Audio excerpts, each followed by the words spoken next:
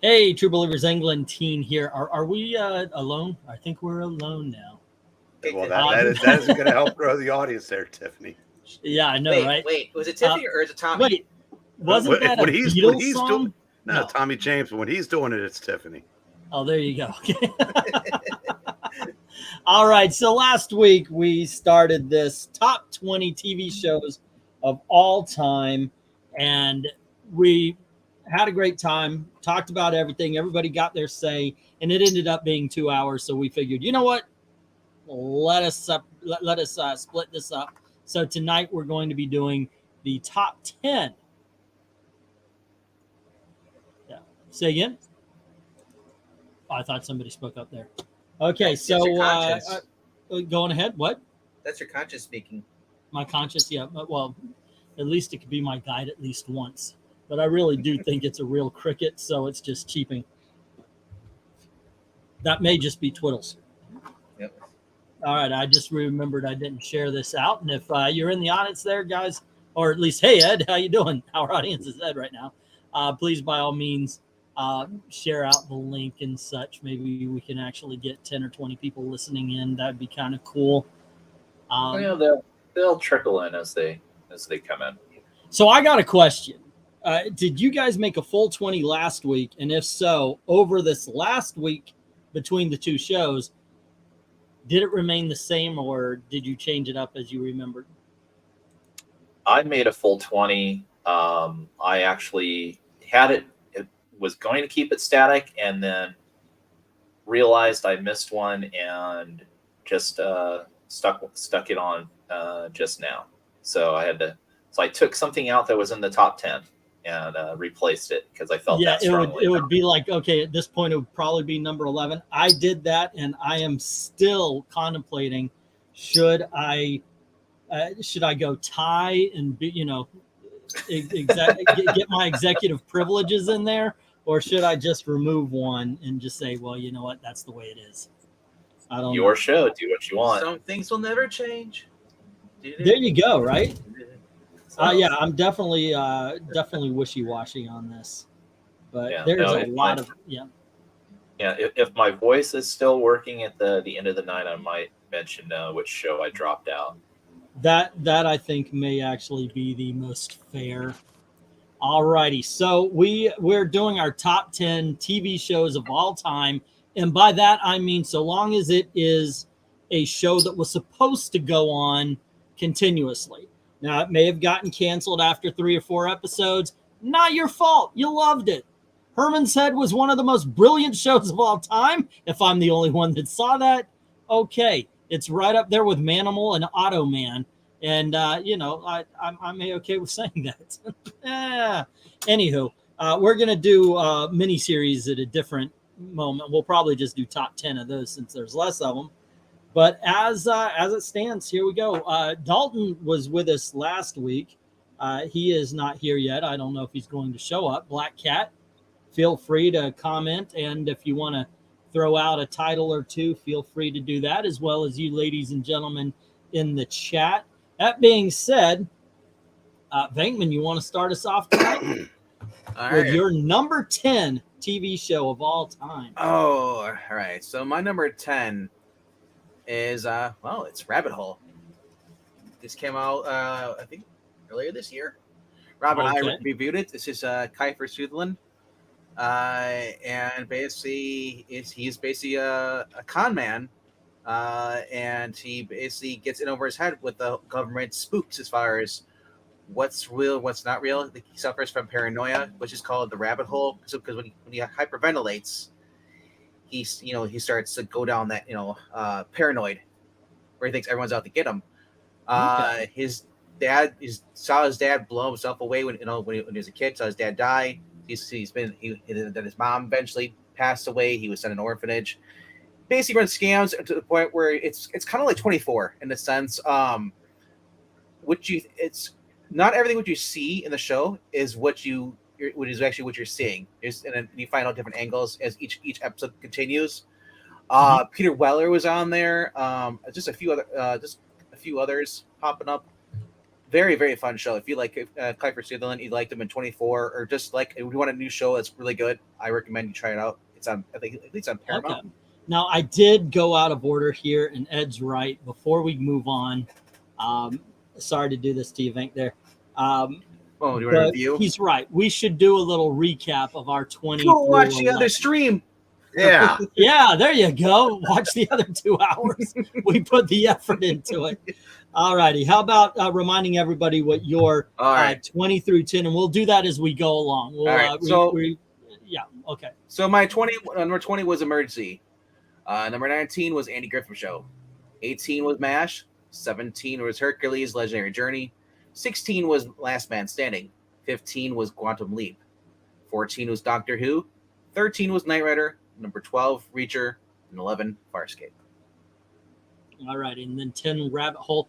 LK, how about you remind us what your 20 through 11 were, and then give us your number 10. Yeah, sure. I just wanted to ask Venkman first. I'm sorry I missed. Who's the lead actor in Rabbit Hole? Oh, I was going to bring that up. Go on ahead. Well, it's I've heard it both ways now. Kiefer and Kiefer. I used to say Kiefer all the time until E would correct me. No, it's Kiefer. So, No. Who I've in always the said heck Kiefer. has called him Kiefer? I've never heard that before. It's always been Kiefer Sutherland. yeah. I Not think he'd have Sutherland. been. I think it would have been a lot cooler if he had been Kiefer. Kiefer. It would Oh, yeah. it would have been different. Kiefer Okay, Sutherland. Nah, you don't have to change his But last my- name. Kiefers. That's but got Oh, my I point don't is, have okay. to. Venkman did. But my point is, though, you damn well knew who I was talking about, so who gives a fuck? Okay. Seriously. That's the we'll see how it goes here the rest of the night. Let's see. Okay, my 20 to 11. First off, I'll say the bottom 5 here are shows not necessarily best of all time, but ones I wanted to give recognition to. So, number 20, NCIS. Number 19, Cowboy Bebop. Number 18, The Venture Brothers. Number 17, The Price is Right. Number 16, Hogan's Heroes. Number 15, MI5. Number 14, MST3K or Mystery Science Theater 3000. Number 13, The Tonight Show with Johnny Carson. Number 12, The Larry Sanders Show. And number 11 was Batman, the Animated Series. And for number 10, initially I was going to keep the show off this list, but you know, the truth is out there. And the more I thought about in terms of kind of the groundbreaking TV and just how good those early seasons are, I couldn't resist. And so number 10 is The X-Files. You know, it was a fantastic show. It was groundbreaking, as I say, in a lot of ways in terms of we hadn't had the dramatic show to have this kind of like season-long, you know, plot threads run through. That was something, you know, really revolutionary. We'd had, you know, tons of previous science fiction shows. You know, we'd had a few conspiracy shows. You know, one of the classics is Kolchak the Night Stalker, and there's definitely, you know, elements of that in here. There was a 80s NBC miniseries that, and later I think it lasted one season as a regular series that most people don't remember. And it's harder than heck to find. I'm positive it was called Dark Skies, and it was an alien, you know, abduction, invasion, government conspiracy show that was set in, I believe it was the 60s. You know, because one episode has them trying to protect either John Kennedy or Robert Kennedy, and it was really interesting. I think it was Eric Close was the star, and it had J.T. Walsh in it. Megan Ward. Yep. Jerry Ryan. And I remember enjoying the heck out of that.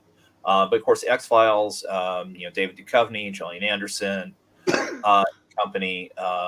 You know, the brilliant thing of the show was you got those Monsters of the Week episodes, and then, you know, the conspiracy that wound through. And, you know, go back and watch those first 2 or 3 seasons, and, you know, the conspiracy story elements are fantastic. You know, and you can see the quality of the writers. I mean, don't forget, you're going to possibly hear about some shows coming up later on. You know, the creator of those shows got his start and wrote some of the best episodes of the X-Files. You know, why it's not necessarily higher on the list is because at the tail end, kind of post movie, it really kind of lost its way. And, you know, you find out, you know, in interviews and stuff that Chris Carter was really kind of making it up at that point in terms of the whole conspiracy story got just really unwieldy, and of course the actors didn't want it, but that doesn't diminish from the first certainly 3-4 seasons. I have a question. What's up? Yeah. Okay, so X-Files went from not on your list to number 10, correct? More or less, yeah. That means that number 10 not only falls out of the top 10, it falls out of the top 20, which means why should we pay attention to anything on your list? You do not have the courage of your convictions and a faulty memory. So, and maybe the truth is out there, but it isn't coming from you. You're disqualified. So you kept okay. your list was kept pristine from last week to this week. Absolutely. Yeah. Well, They didn't put shit this- on By it. the this way, change it's this more change was made exciting. last week before the list was frozen. So there. Also, by the way, it is more exciting to see people rather than avatars. If y'all want to pop up your beautiful visages. What's wrong with the Avatar? I'm gonna tell Ash. Well, Avatar is absolutely fine in the last video. Here we need people. All righty. I'm not real, okay? Eric. I'm an AI. Eric, how about your 20 through 11 and then your number 10? And once again, yes, by all means, give a little bit more visual if you guys don't mind. Eric doesn't know how to work a camera. He's old. Why all right. Number 20. So you're going to do the doc thing here. Oh, are you? doc. That's what it is. 18, the Flintstones. Number 18, Mary Tyler Moore. Number 17, MASH. 16, 24, starring Kiefer. Not Kiefer, Sutherland. Deal with it, bitches. 15, All in the Family. 14, House of Cards. 13, Buffy the Vampire Slayer. 12, Soap. 11, Treme. Oh, cool. Braves just took the lead. Okay, number 10, Twilight Zone. I kind of didn't want to do that, but since you guys you're playing fast and loose with the way it's structured, I figured an anthology, I could slide one in. And since Crazy. Venkman, I've been Team Venkman tonight, but that can change. Well, as long as you get the point, I noticed you got sports ADD. Yeah, What? by all means, though, tell us why Twilight Zone deserves to be on your list. Well, any all-encompassing top whatever list, Twilight Zone can find a place on it. I don't think there was a bad season. Yeah, they even when they went the fourth season when they experimented with the hour-long format. Yeah. I thought that gave us a couple of like Jezebel and the one with the new exhibit about the wax museum. Yep. They're just incredible shows, and so there were excellent shows. Basically, the only bad episode in the series was the pilot, the Where Is Everybody with Earl Holliman, because there was no twist. It was just he comes back from a manned space flight and everybody's gone. Yeah. But after that, from that point forward, each story, to varying degrees, were anywhere from good to excellent. So I think that has a legitimate place on any top 10, top 20 list. All right. I don't see any reason why it couldn't be on the list. Well, because different cast every week. So I mean, like I said, if it was a true TV series thing, then no. But if the way we're doing it, absolutely. I would still count it, but I get your point on the anthologies and such. Evil Black Cat, do you have a title you want to toss up there? Yeah. But before that, does the entire series count, or some good seasons count? Because No, it's a TV show, so all of the seasons count should count in your decision. Okay, so I am tossing one of these out because after a certain number of seasons, this went to shit. Hang on a second, Black Cat. Before you do that, House of Cards, I couldn't even watch it at the end; it was so bad. But the first couple seasons were so good, it still made my list. So you can any way you want to do it is right for this. Yep. Yeah, no, after season 3, the show went to shit, but I would throw up The Flash. Okay. All righty. I'm not mad at that. Tell us why. Well, it changed the game for superhero show series. Like, this is the first one where the powers were shown every episode, and they were shown in a cool way. Like Smallville, near the end, they were doing it, but you could see how it was lame CGI and stuff like that. But the Flash, like season 2, that time they brought in King Shark, they embraced the wackiness. I was going to They- bring that up if you Yeah. didn't, because to me that is when superhero shows absolutely changed by saying, you know what, if we're going to do this, we're going to do this. And yes, sometimes the CGI, I'm going to say most of the times the CGI was wonky, but the Flash did it. It was wonky later on, but the first 3 seasons were some of the best superhero content around. For me, I stopped really watching after season 6 just because I got lost where I was, and I just like, whatever. But yeah, it's not a bad choice at all. We have Jim saying George Reeves' Superman is his number 10. Game of Thrones would have been higher on Ed's list, but of course the last couple of seasons, a lot of people kind of backed down. I still enjoyed it, but I can definitely see how and why you wouldn't want to continue it. I went back and forth, and I've got to admit I am guilty of what LK did as well. So I do have a show that was going to be in my top 10. Now it's no longer in the top 20. And Why are we here? Why are we here, Venkman? As a matter of fact, I'll let you guys either rip me a new one, because I'll tell you straight up. The one that I had to pick out Sorry, Paul Dill. Daredevil. And the one that I put in its place at number 10 is Married with Children. And I do have some backups. First of all, I thought to myself, I really do like Daredevil. However, I've watched all 10 seasons of Married with Children maybe about 3 or 4 times. I mean, like straight through. Like, you know, sometimes I've rolled it over. And part of me making my list was, what are these the TV shows that did it for me? A lot of times they just stay up in quality. There was one that I did that with, How I Met Your Mother, that kind of dipped. So I only watched certain TV show episodes during the season. But Married with Children, that was way the fuck ahead of its time. It is a show that in no freaking way and shape or hell would it ever be allowed to be created today.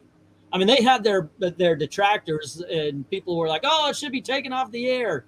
But now, no, because of Al Bundy and his attitude. And I love watching the episodes. Me and my family, whenever we're talking about our day, if there's somebody crazy, we actually say, a fat lady walked into the shoe store today, because that is the way that Ed O'Neill started off so many as Al Bundy, so many episodes. He comes into the house, fat lady walked into the shoe store today, and he would tell the most heinous of stories, and it was always fucking funny. The best is when Marcia came from her advice, how to be a better wife, you know. Yeah. And he's like, well, you just shut up, go and work in the kitchen, you know, and there might be hope for you. Like, so Ed's asking Steve or Jefferson. Flat out Jefferson. Steve was good, but he was a foil for Al. He was somebody who was, he's the uptight, you know, and it was basically an odd couple. Al was the Oscar, and Steve was the Felix. Jefferson, however, was a con man who actually conned even Al out of money to sell some radioactive land. And Jefferson was all into like the No Ma'am and all that kind of shit as well. And some of the No Ma'am episodes have literally made me spit take laugh. So Steve is Diane, Jefferson is Rebecca. There you go. Yeah. Now, Did you ever heard Ed O'Neill tell the story about how he got the role? Yes. Tell the people watching that. Okay, so they're looking for Al. Story time. Right? They're looking for Al, and they've got a lot of people. Some guys are coming in reading too mean. Some guys are coming in and they're reading him as an idiot. And Ed O'Neill, they wanted Ed O'Neill, but the studios kept saying no and no and no. So Ed comes in and he does his reading and he says, I was thinking about my uncle. And every time I would talk to my uncle, he would always talk as if his life was already over. It's just like, yeah, okay. And he says, so I came in, I read Al Bundy just like that. Like, this is his life. It's already over. He has accepted his fate from here on until the end of time. And he comes in, he doesn't read it as mean. He reads it as tired. And that was brilliant. Ed O'Neill is freaking brilliant in that role. So there you go. My number 10 is Married with Children. And the more I talk about it, the more I'm okay with booting Daredevil. Nice. Yeah, I think he made the right choice, and I'll just add that for this series, it had some of the best Christmas episodes of all time. The Sam Kinison. It's Well, a the Sam- life is, yeah. The Sam Kinison one, but then also when Santa Claus is found in the backyard. Santa, yeah, he falls out of a helicopter and lands and dies in their backyard. Well, it turns out, that Santa actually was committing suicide. Yeah, I'll say the best thing you can say about Married with Children, and this is bared out when you look at how it's received today. Mm-hmm. It was smart comedy disguised as lowbrow. Yeah. If you look, it gets like a very high rating on IMDb, which is about half accurate. But yeah, the older you get, the farther back you get, the more accurate it tends to be. And it's a smart show disguised as a dumb one. I think you have to be smart to write stupid that well. Well, not necessarily, because Unhappily Ever After basically tried to recapture that formula. Yeah. And the only thing I remember is, Nikki Cox's outfits just kept getting skimpier because they had nothing else. Yeah, well, like I said, you have to be smart to write stupid well. Right. If you're not smart, you're writing stupidly, and it just comes off. And then he dumb. talked to Mr. Floppy, who was a rabbit, right? Yeah. Yeah. Well, the first season was actually kind of sharp when his wife was alive and then she died, and he was like haunting him. But then it just became a vehicle for Nikki Cox, and then you know what? Hey, like looking I at was her, not but it was mad not at a that. smart show. All right. No. All righty, Venkman, number 9. What do you have? Well, we're going with Lois and Clark, The New Adventures of Superman, Dean Cain show. One of the best live-action television shows for Superman. Man, it's if you're reading the John Byrne era and at the time, and then that show comes on, and it is pretty much like bringing John Byrne's character to life. Having him, obviously, I was pissed off because they got rid of Michael Landon because he said he looks too much like Lois and Clark. I'm thinking like, okay, whatever. But he was a better Jimmy Olsen. They bring in this other kid who basically is a dime a dozen. He doesn't really stand out. He just plays an idiot. I gotta say, I did like the fact that they had the guy playing Lex Luthor, same guy who was from Mutant X. I forget what his name is, but overall though, I like the fact that this was a show where Superman's origins, where he first moves to Metropolis, just gets hired. He's dealing with Lois, and she's in love with Superman, but he likes her as Clark. He's also calling up his parents. His parents are on the party line. I'm thinking, is the government listening to any of his calls? But like I said, it was the first time we got to see a little bit more with the CG graphics, him flying stuff, sound effects. Towards the end, they brought in like the Kryptonians and stuff. I was like, oh. But overall, though, Michael Pollard is Mr. Mitzelplate. Yeah. You had a guy who played Bulky was on there. It was the Toy Man. Mm-hmm. As I said, I had fun with it, and there actually was chemistry between Terry Hatcher and Dean Cain on the show as well, even though they never really dated. But you could see there was on-screen chemistry, and I think that the CW for their Lois and Superman, they actually went back and looked at some of that, and actually you could tell that they actually took it serious, because that is the best version of Superman. I'm sorry, like Silver Age, the 30 years, man. There was John Burns. That's a good way to put it. It seems like a Silver Age Superman brought to life. Yeah, and I feel like the Lois and Clark you're seeing on CW is a continuation of that. Okay. Well, you're saying that Lois and Clark is a Silver Age brought to life? No. I was gonna say that's yeah. No. As far as the John Byrne version brought to life, The Lois and Clark, The Adventures of Superman with Terry Hatcher. That seems more like the Silver Age brought to life. I didn't I say that. disagree. I disagree. I think that's the John Burns Superman. I That's- never said it was, yeah, I never said it was John. No, that's I'm what the I one said. that said Silver Age. He said Yeah. John. yeah. But I was yeah. saying- Why do you think that looks like Silver Age? Because that was the Silver Age was massively overpowered. Lois Yeah, was but just I'm talking giving- about the aesthetics. When I was mentioning, I was thinking of the aesthetics of it. I'd say that George Reeve comes closer to the Silver Age. Eh, And the Christopher Reeve movie is literally the Silver Age. Silver Age, yes. there you go. All All that's a right. good call, Venkman, because that's the only time we're never going to get the version we want again. So that's going to have to do. Well, the one that's on right now is the closest you're going to get to perfection. That's closer to like Jurgens Tomasi. I Yes, love yes. the one that's on now. So yeah, but LK, how about you? What's your number 9?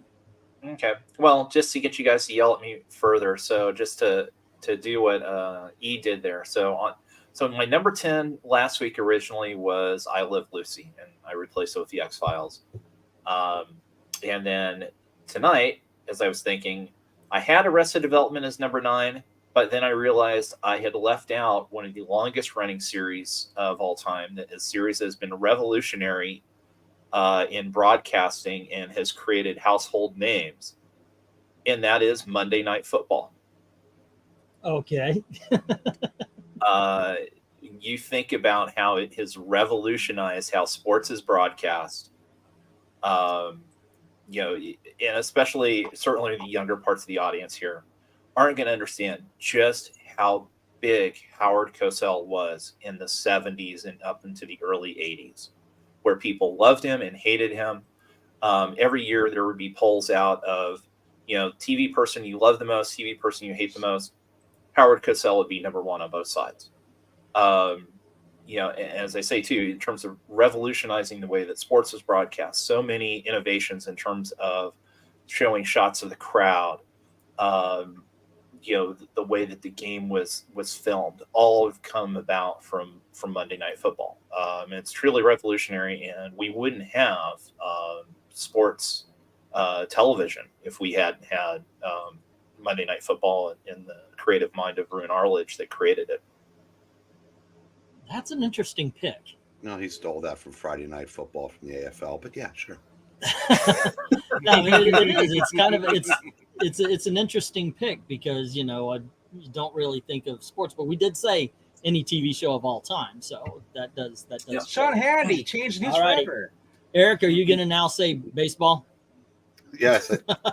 When I put this list together last week, my number 9 was Cheers, but now since I'm watching Game 2 of the Best of 5 NLDS, that's my new number 9. How about you just It changed the way I'm acting on this stream tonight. we're getting a bitch slapping from Eric, and I don't think we are innocent. I do believe we deserve this bitch slapping.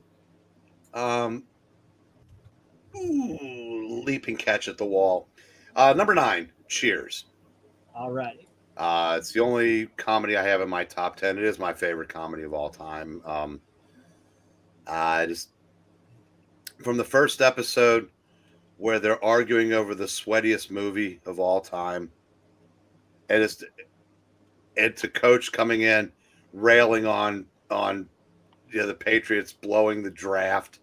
It's just you knew that this show had something, and so did NBC, because the first 2 seasons the ratings were not good, and I would say if it wasn't for Bill Cosby, I don't know if Cheers would have made it, because Bill Cosby was the rising tide that lifted all boats on Thursday night. Yeah, Thursday night Yeah. court.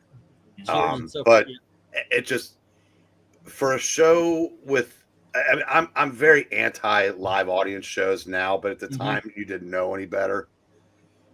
But every character on that, at least for the first several seasons, they all worked. I mean, I said a couple of them did become caricatures towards the end, but the Sam and Diane was like the television equivalent of Spencer and Tracy and Hepburn. And it was phenomenal. And they managed, Nicholas Colasantos dies unexpectedly after season 3. They replaced him with Woody Harrelson. Totally different character. It worked. Bringing in Kelsey Grammer in season 3 for a guest shot, and he's now the longest running character in comedy history, if I'm not mistaken. When he went on to his own show, Frasier's. Right. I mean, he's played that character longer than anybody in a comedy. Because I And think he's going to again. Yeah, because that'll probably get him past Munch and Marshall Dillon for all time if this takes off. And Shelley Long leaves, they bring in Kirstie Alley. That works. Just every time they had to replace a character, I mean, that was something MASH was very good at. They never tried to replicate what they'd lost. They went in a totally different direction. They said, Frank Burns becomes Major Winchester, BJ Trapper, Sherman Potter, Henry Blake. Yeah, I mean, Rebecca was never a love interest of Sam's, or at least they might have he chased her, but they never. Yeah. I think one time, I think she tried to use Sam to. I think they got together one time. There was extenuating circumstances, probably trying to get Robin jealous. Yeah, it didn't work because it turns out we found out the actor that played Robin didn't like girls, but that's beside the point. that was rather obvious, but okay.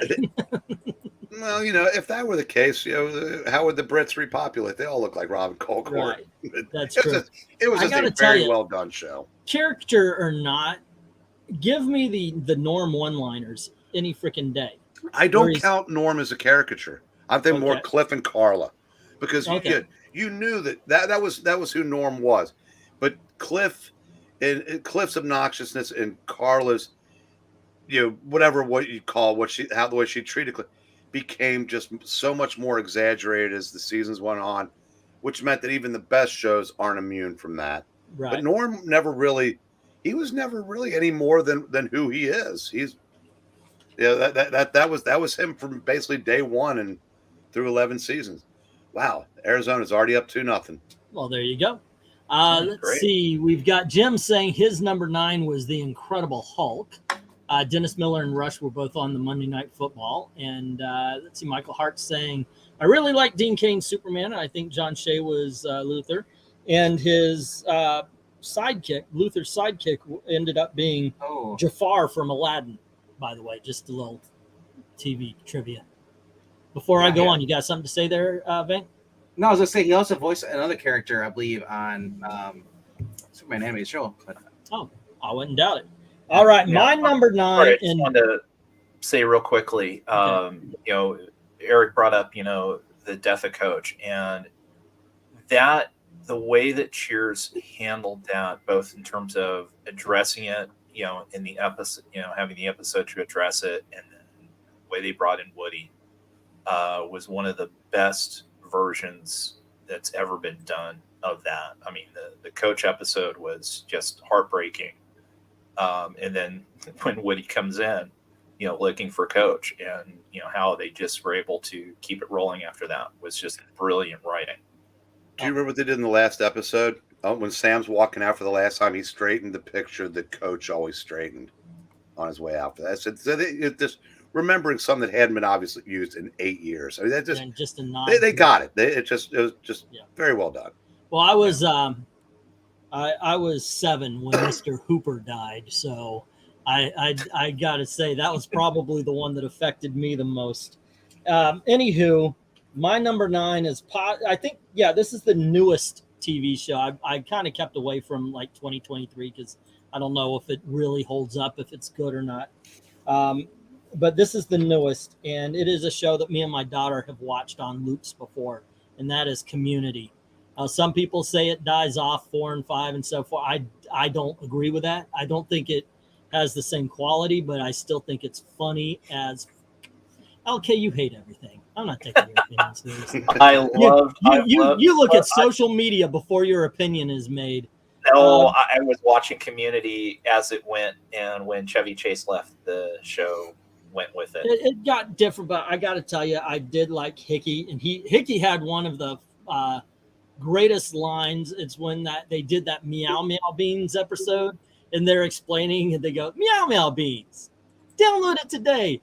And Hickey, who was a Vietnam War veteran, goes, I get we can't pick the parts of America we fight for, but and it ended right there, and I was just floored by that line. So no, I found it funny going all the way through, but truly the first 3 seasons are some of the best comedy television of all time. The fact that there are okay and good characters, but they're never always good. Also, it appeals to me. But there's some great one-liners. Well, I'm here to get my law degree. Oh, I thought you got your law degree from Columbia. He says, now I need one from America. It just those things are fucking funny as shit. And it has that kind of humor. And then after a while, they just you know what? Let's play around with it. Of course, you get the Dungeons and Dragons episodes, and you got, like I said, the Meow Meow Beans, which ends up becoming Logan's Run. And they just play with the CSI thing, and they had fun making television. And I think it's fun for the audience to watch. So there you go. My number 9 is Community. All righty. And let's go on. Ed's saying his number 9, Saturday Night Live, despite the last couple of decades, still overall a great show with great talent. Most of the time, if you between your 15, when you're 15 and 20, that's your favorite Saturday Night Live. It helps if you're old enough to where that was the first 5 seasons. My favorite was the Billy Crystal and the Christopher Guest, and yeah, that's when I was 15, so it fits, with Martin Short and all that. All right, number 8, Venkman, what you got? All right, back in 2006, a little British series came on, starring Chris O'Donnell and Richard Ayoade, and it's about these two guys who basically work in this London office. They are the IT guys. They basically are responsible for fixing all the problems up in all the other levels. They're kind of banished to basically the basement by their boss. So one day, this girl, basically Jen, who lied on her basic interview, ends up becoming her boss. And from that very moment, you know that she doesn't know how to work a computer, because she's like trying to turn it on and it's not even plugged in. So throughout, it's basically Roy and Moss, as they basically try to basically make it through their lives, and they're constantly, someone's calling down and did you try turning it off? Try to plug it on, plug it back in, turn it off. And it's so basically with them, Moss was the super uptight nerd, where very brilliant, but too smart for his own, where he basically got himself he'd freeze up around girls. Roy is always trying to get laid, but he has to deal with Moss, and then and does everything. So basically, it gets to the point where their company starts losing money. Their main boss dies, jumps out the window. He says, "I'm done," because he got in trouble with the law for tax evasion. They introduced Matthew Berry as the new corporate head of this, and that's my introduction to Matthew Berry. If you don't know who that is, he's also in What We Do in the Shadows. Yeah. Okay. Yeah. And he is just a complete pervert through the whole entire series. He's always trying to basically hit on Jen, and Jen's kind of I'm not into him. There's an episode where Roy and Moss and Jen went to this theater. Roy had to use the bathroom. The only bathroom available was the handicap stall. He really had to go number 2. And so he goes in there, and all of a sudden someone comes in, and they're like, "Oh, here, someone who's in a wheelchair needs to use the bathroom." So he pretends "Oh, my legs. Can you believe somebody stole my wheelchair?" So at the end of the episode, you see him being loaded up in a wheelchair with the other people who attended the show with wheelchairs going back on a bus. Just stupid hijinks like that. They came across where Jen started dating a guy named Peter File, and they're like, "Really? His name's Peter File?" And and they're waiting for him in the airport, and he's like, "Well, Peter File, come to the front desk." And the whole time Jen's saying he's not a pedophile. He's not a pedophile. He's like, "No." They're like, "His name's Peter File. How do you not know this?" It is an awesome series. It went for 4 seasons, 6 episodes each. I recommend you go watch it. I think it's still on Netflix. Did you say the title? Yeah. No, he didn't. Yeah, the IT crowd. Oh, that is okay. I didn't. All right, that's yeah. I've never, definitely not one I've heard of. So it went right over my head. Dude, it's funny. You will laugh your ass off. It is fun. If you like the British humor, it kind of leans on that. But it's a little bit American humor too as well. But I mean, it's one of my favorite shows that I get just randomly stumble across. And you complain about all the AI intros. This has like an 8-bit computer intro for their awesome. series. All right. Okay, number 8. What you got? Okay. Is it from last week or is it? No. The rest of this has all been solid, frozen from last week.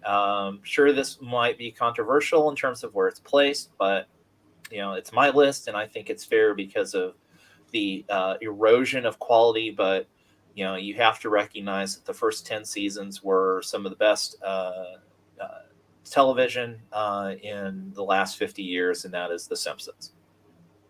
Dun, dun, dun, dun, dun, dun, dun, dun. Tell us why. I mean, again, just first off, an animated show on prime time, which hadn't been done in decades, and just this quote unquote all American family from Springfield, and as I say, I mean, it became a cultural phenomenon, within those first 10 seasons, and there's so many classic episodes. I mean, the minute that you mentioned, say, Itchy and Scratchy Land, or Can't Talk coming down, or my all-time favorite with Daredevil.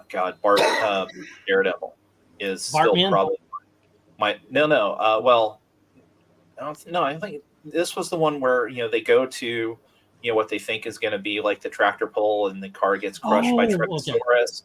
And then, of course, Bart gets to see the amazing Daredevil, Lance Murdoch. That's who it is. Yeah, Lance Murdoch. He's going to jump over, this pool filled, with sharks and alligators and ferocious piranha. And lions. And, most of all, the king of the jungle, one ferocious lion.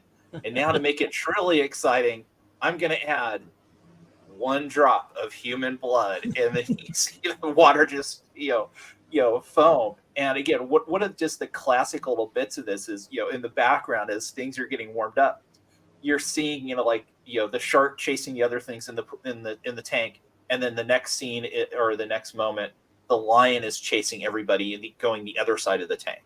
And of course Lance jumps over the tank, goes back up the ramp to get his applause, falls over into the tank.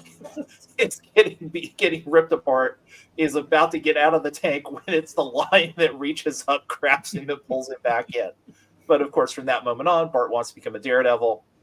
And he gets, and at the end of the episode, we get one of the great Bart and Homer moments where Homer shows he actually cares about Bart and doesn't want to see him hurt or kill himself. And of course, the fantastic finale where Homer's actually on the skateboard and thinks he's going to jump Springfield Gorge until. Oh, is that the episode? Okay, that's the one I remember. That one, yeah. Yeah, Bart the Daredevil. It's still probably my all-time favorite episode. I still like Santa's the Helper. That was that's the that first was one. The first episode. Yeah, not the pilot episode, but the first. Yeah, that was the pilot episode. That was my favorite episode. That was the pilot standalone episode after the Christmas they put that one bonus. out. They put that one out as a special to see if people would be interested in it, and they were. It was funny. It was fun. Yeah, it's a great one. Oh, that's a good choice. It's as I say, despite the last plus decade plus, because I mean honestly, I have not watched it in probably 10 years. Really, I have. By the way, I put on I put on a few episodes just because I figured, okay, look, one might be political, but the next one will be good. No, I swear the next one will be good. It's gone downhill. And part of the reason you bring up this episode where, okay, you have a guy, he's going to jump over, and then they name off silly, it's going to be sharks, it's going to be all this, it's going to and a lion in 1 drop. They always added to a gag until they couldn't figure out anything anymore. Modern day Simpsons is written by modern day writers. Mm-hmm. Think about how they find or what they find funny. It's more clapter than laughter, as they call it these days. And that's how Simpson plays. Homer stops at the nuclear radiation. once the writers and the producers of the show kowtowed to some effing little documentary weasel about Apu, that was when I truly knew the show was dead. Guy owns his own business. He's a father. He sticks around with his own kids. Yeah, he is legitimately one of the most upstanding citizens of Springfield. But because he talks with an Indian accent, we can't have him around. See, what killed it for me is when also everybody was anti George Bush. And that's when everything started getting very political. It was a and, like, long Simpsons. time ago then. Oh, if No, you no, think that's that's- bad, that's why it's watch the show during the 2016 election. Oh, I'm All sorry. right, Eric. Yeah, Oh, it go ahead. turns out they were right, but Yeah. that doesn't explain the Trump derangement. Okay, Um, Eric, number 8. I'll just add at the end too. I mean, if you are interested in the history of The Simpsons, I will give Vice TV credit. They have this documentary series called The Icons Unearthed, and they had this like 5-part Simpsons documentary on the history of The Simpsons and all the things that went into getting it made and keeping it going and things like that. It's a very interesting documentary. Number 8, Breaking Bad. All right. A little low. Yeah, it is. Way too high, but going ahead. There are a lot of CBS procedurals I haven't gotten to yet, so it's His How many 7 CSIs? through 1 is, No, is just just you wait. CSI. it's just going to be Miami, CSI Utica, NCIS, Schenectady. Las Vegas. It's all Yeah. those. I don't know if you heard, but I kid you not, NCIS Sydney is coming out. I think it's next month. There you go. Oi. All right, explain to us why Breaking Bad deserves to be in your top 10 or anyone's. It was just it was a brilliantly done show about a guy's descent into madness. I mean, you go from upstanding citizen to finding out you're going to die to, basically a drug lord. And but at the same time, it's sort of like the reason why Sopranos isn't on this list is because I haven't finished it yet. But it's kind of like the same thing. I mean, even though those guys started off as crime bosses, it's like you realize these people, they got to eat, they got to get their kids to school. They basically have, when they're not being crime lords, they have to behave like they have to fit into society. And just watching Walter White just decay over the years. Yep. And I think it's just the reason why it's not higher for me is because I think he got the next show even better. And no, I'm not talking about that one on CBS with the Allstate Mayhem guy and Transformers guy. But it was just, and we've all seen it. We all know how this show, how it developed and how it ended. I just thought it was, it is very, and it came along. I mean, there've been a few shows like this before that. And there have been a lot of shows that have attempted to recapture that since then. Not very many of them have managed to. But these are the kind of shows that, and I'm not doing a bit here, El. These are the kind of shows that ruined me for network television. Yeah. Mhm. I mean, It's just they're too much better than, because when a show is produced for the most eyeballs, you have to, for lack of a better term, dumb it down. When you're looking for maybe 2 or 3 million smart ones, so you can charge more. Like if you watch certain shows, they make good ratings, but you see what they're advertising: discount insurance, cell phones.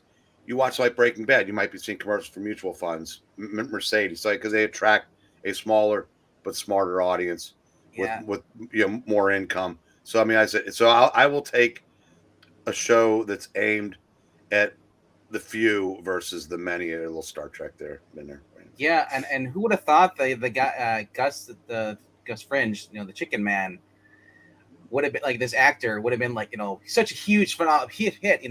When you're watching in Miami Vice, he gets whacked by a guy with a shotgun. Well, after Miami Vice, he did a movie called Do the Right Thing, which really should have propelled him.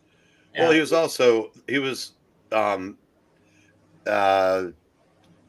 Giardello's son in the last season of Homicide also. So I mean, I've seen him play a true blue upstanding, he's man of the law. He's one of those what you call a 30-year overnight success. Yeah. Like he's been around forever, but you may have seen him, but you really didn't know who he was until he played. It's crazy, Chicken Man. Breaking Bad. No, you're right. Blew up his popularity. It's like Gus Fringe, you know. Now he's in everything you see, you know, and it was just awesome. Well, it And used to be, where have I seen this guy? Now, the answer is Breaking Bad. Right. Yeah. It's not Miami Okay. Vice. Let's see. We have number 8 for Jim being the Sanford and Son. Once again, ladies and gentlemen, just if you want, share what you think is awesome. Thanks to Aaron. I got Crystal Okay, and we Persuasions. got Maranya saying Apu was canceled because it was a straight white male that voiced him, and you know that the character must match the voice talents. And Michael Hart says, "Dare I mention Kung Fu, especially early on? If it's in your list, man, there is no wrong answer. Of course, we might chide at each other, we might give each other the business for our choices, as I am sure I'm Yes, going to sir. catch hell for my But, number 6. Eric, But I want to blame for Eric for now- something. I got the song Crystal Persuasion stuck in my head by Tommy and the Shandos. now let's go with I think I skipped you last time, Black Cat, but what do you have if you want to mention number 9 and number 8? All right, so my number 9 was Fringe. Okay. Okay. And then what's your number 8? And number 8, I was thinking of Rowan Atkinson's. One of his famous portrayal is the man who doesn't say much except maybe his name, Bean. All righty. Okay. You know what? I'm interested in Mr. Bean here. Tell us why. Basically, it became a global success where he literally doesn't talk at all.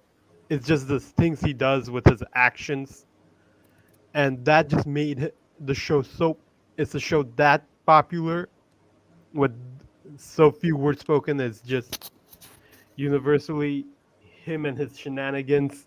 The teddy bear that became, which I found out that they still sell in like that teddy bear merchant Mhm. that he had. You can still buy that merchandise in Thailand. Did you see Man versus Bee? No. He still got it. I'm just going to say it was a Netflix TV show. He does talk in it, but he still has the physical comedy. And I got to agree with you. It's a great show. And I think the one thing that really makes it stand out as a great show, or shows you that it is that Friends stole one of his gags. And that's the Thanksgiving dinner where he somehow gets the turkey stuck on his head. Yes. It's one of Mr. the Bean's funniest things I've ever seen. Yeah. What was the one he did a concert for? I remember he just did a concert. He just put the note. It's all he did, the whole entire thing. And he made everybody laugh. That was the Olympics. That was the Olympics. Yeah. Literally, the dude just played one note, and he just was yawning. He's playing a note and he was looking at everything, trying to do stuff. And the dude made everyone laugh. Like it's like that wasn't the best thing about it. The best thing about it is the guy that was conducting an orchestra. I think he's a really famous orchestra guy, and they just used that orchestra to be his background prop. No, but if you go watch Graham Norton show. I think it's Graham Nolan or is it Graham Norton? I can't remember. Graham Norton. Yeah. Go watch that show. Watch his interview with Rowan Atkinson, and he basically talks about he was at a shop getting his car fixed, and says, you look like that guy, It's like, and like, and he's like, Rowan Atkinson? No, whatsoever. And like, it's just, So I just love him. He's so humble when he does interviews. One of the best physical comedians out there. So Ed is saying his number 8 is Criminal Minds. I watched every episode up to about season 10. Then I lost touch, but recently got back into it and discovered it's still on. Hope it's still good. It's like One Piece goes on forever. Seems that way. My number 8 is one that I absolutely will. You know what? You lose all credibility if you disagree that somebody could have it on their list. But this is the Dick Van Dyke Show. I have held since I was a kid that this is one of the funniest shows ever on TV. Obviously, I felt lucky to be able to see it whenever I got sick and it was on. Maury Amsterdam, Rosemarie were two of the funniest freaking people I had ever seen before, especially Maury Amsterdam being, one of the writers with them. This is one of my first crushes as a kid was Mary Tyler Moore. And I'm telling you, go back and check her out. She's pretty freaking hot. Thank you very much. Yep. But just like everybody else, the Walnut episode is the big one that I always, go to. When I was a kid, I first saw that at night, and it actually scared me a little bit. I was young. What you gonna do? But my goodness gracious, from the very beginning to the end, they only had 1 week episode. Eric, you want to take a guess on which one that might have been? No. Okay, so just in the first season, and back in the day, like for the season 1 might have been 28, 30 episodes. They decided they were going to film a pilot spinoff for Carl Reiner. And it was one of the dullest freaking episodes. It was so boring. It's that one little piece of pepper in the salt shaker as far as quality is concerned. Because otherwise, straight on through, freaking funny as hell. If you have not seen this, if you may think, oh, I don't watch Black, do yourself a favor. It's funny as hell. But yeah, there you go. Find your local MeTV channel in your area and watch the Dick And Van your Dyke Show. local VENKMAN to get you the link to watch it in our archive. Did you? There No, you go. you can still get that, so that won't be on anything. Did you see the revival they did about 30 years after the show ended? No. Where Laura had a dance studio, Dick was retired, Rob was retired, the son was an adult, and God, that kid just grew up to be a little chubbo. But Carl Reiner, he wanted to hire Rob to write his obituary while he was still alive, so he could hear all the wonderful things that would be said about him. Yeah, That was about as far as the funny went with that, but it was still kind of interesting to see those actors at that age, because Rosemary was still alive. Because I'll tell you what, if you weren't Maury Amsterdam or Richard Deacon, who was also very funny in that show, those actors lived forever practically. I mean, yeah, I said, Carl Reiner made it into his 90s. Dick Van Dyke might make it to 100. Rosemary made it, damn near close to 90. And unfortunately, not Mary Tyler Moore. It's because she never hooked up. I could have kept her alive. But there you go. Yeah. Hey, Well, Vinny Whitlock, what's up? Yeah. So I mean, Eric, you remember the sensation it was when they pushed the two beds together? I can't say that I do, but I'm sure at the time it was. Well, in the first few seasons, or at least the first 10 or 12 episodes, they did have the separate bed thing. Cartoons and Comics, have a good night. Take care. Be safe. Oh, no, he's just getting here. That's how he introduced okay. himself. Okay. Mr. DC Comics says Peaker Blinders was the last good show I've watched. Mr. is also saying Vikings show is better than Game of Thrones. I've actually heard some people say this, especially since Game of Thrones had that week last season, according to everybody. And according to everybody, I'm the easiest guy in the world as far as this shit is concerned, and I thought the quality went down. But there you go. All righty, so who's up next? It's Venkman. What's your number 7? Number 7, well, it's been mentioned here, is actually the Batman animated series. Alrighty. I'm trying to keep the cartoons off my list because we're talking about TV, especially as I get older, I'm spending my repertoire, keep trying to get my the hooks into some older stuff that you guys watch as kids, like the Super Friends. I'm getting there. I will eventually. Now, but you'll last 2 episodes. Batman animated series. One of the first cartoons I remember watching as a kid. I was about, it was 92 when it came on, so I'd been around 7, and I couldn't believe how serious and this was of a cartoon, because most cartoons are just like Looney Tunes, it's a bird getting chased by a roadrunner, and he runs into a rock, and then the chain chases them, and he flattens. This had gunfire, machine gunfire. Had a creepy Mark Hamill as the Joker, Clayface, Matt Hogan. It was just disturbing. So many different adult moral stories. Basically, it was so strong ahead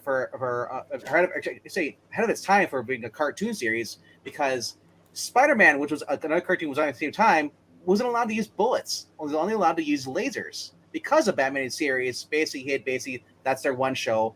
They're going to allow to have bullets on there because they're getting so many complaints. So they kind of went away from that when they introduced new cartoons on Fox. But Batman animated series, great art, great storytelling. From the very beginning all the way through the episode, especially you get to like the title scene of each episode. Oh, it is just wonderful. It was my introduction into Batman. I had not watched the Batman movie until after I watched this cartoon. And I remember watching as a kid, I was like, there's a lot of it that went over my head because I was only 7 years old watching this. I was like, wow, holy crap, he's just beating the shit out of people. Stop talking about how young you were when you saw right? this. Okay, well, back when I was a kid, you guys were really freaking old. I mean, Breen's still What do you younger mean, than you guys? I didn't even exist back then. There you go. Okay, he's younger than you there. Okay, well, until you said something, I was pretending you weren't even here. But like I said, it was a very fun show. If you're a fan of Batman, this is probably the easiest way to get into the Batman comics is going through the cartoon show, because the cartoon show pretty much gave you some of the stuff, gave you the great Ra's al Ghul introduction, Night of the Demon. I mean, Clayface was a little bit different, but the Joker stories were just awesome. Harley Quinn wasn't a lesbian; she was actually tolerable. Poison Ivy was pretty good. Except the one complaint from that show is they changed the look of Scarecrow from the very first, the red skinny guy, to like an Undertaker kind of like guy. I was like, he's ripped. I was like, I didn't care for that design, but overall, Kevin Conroy's voice acting as Batman, and same with Mark Hamill as Joker, will forever change the way how many fans read Batman comics. Yeah. And I have a feeling we'll hear a little bit more about that. I'll say, go ahead. I'll say for me, it's still my iconic Batman. And one of the things that was brilliant about the cartoon was how it created, or how it developed, the sympathetic villains, in terms of, oftentimes many of the villains, had these, circumstances and, turned to crime. Oh yeah, Lockup. You could feel for them, but it didn't excuse what they did. They were still bad guys. Whereas, and of course, I mean, we talk about modern comics. That's something today that, these modern writers don't get, that they make these sympathetic villains and we're supposed to say, oh, you poor guy. It's like Mr. Freeze is one of the saddest, villains in the Batman animated series. Well, and that was created for the Batman animated. Yeah. You had Killer Croc, who was tired of being looked as a freak, and you had that. What was the little Dolly girl? Yeah. Little Dolly. I think her name. I think it was Little Dolly. Alrighty. Yeah. How about Baby doll? How about your doll, number 7, LK? Well, I woke up this morning and I got myself a gun, and so number 7 is The Sopranos. I was gonna say a bad day. I mean, honestly, one of the finest dramas. So many memorable characters, memorable lines.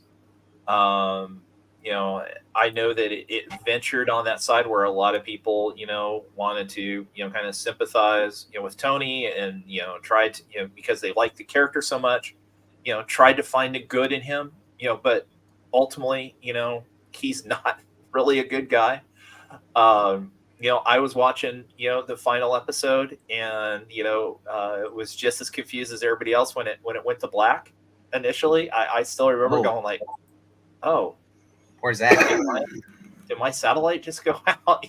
For a couple minutes until, looking up. And it's funny looking back on that now. I am perfectly fine with that ambiguous ending, because it ultimately comes down to, how do you think Tony's story should end?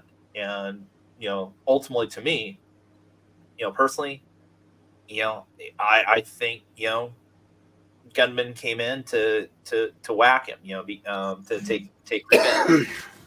Nobody had a happy ending, or nobody should have a happy ending in that show. But it was just brilliantly done. James Gandolfini was fantastic. So that's my number 7. All See, right. I always figured he would just that someday, as an old man, he would just fall in the shower. Because I said it's like everybody expected some grandiose shootout, but then you realize that really wasn't what the show was. I mean, because like I said, it's a guy when he wasn't being a mob boss, he was trying to live his life, and so I said I think there's every chance that he probably made it to an old age, if not the actor, and then just have some kind of insignificant type ending. Anticlimactic, for lack of a better Yeah. term. Oh, I- and totally fair enough.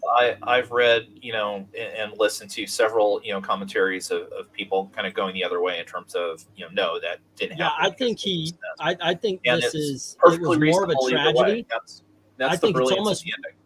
I think it's more of a tragedy that he does live, because it's worse for him and the people around him. As I watched the show, I saw him getting worse and worse and worse, more quick to anger, more. He was actually a better man in the beginning of the series than he was at the end of the series. He was a better mob boss. He was a better criminal, but and I think the people around him suffered, especially Edie Falco's character, as she realized, and she was fighting against the fact that she was not just a mob wife, but she was an active participant in the crime herself.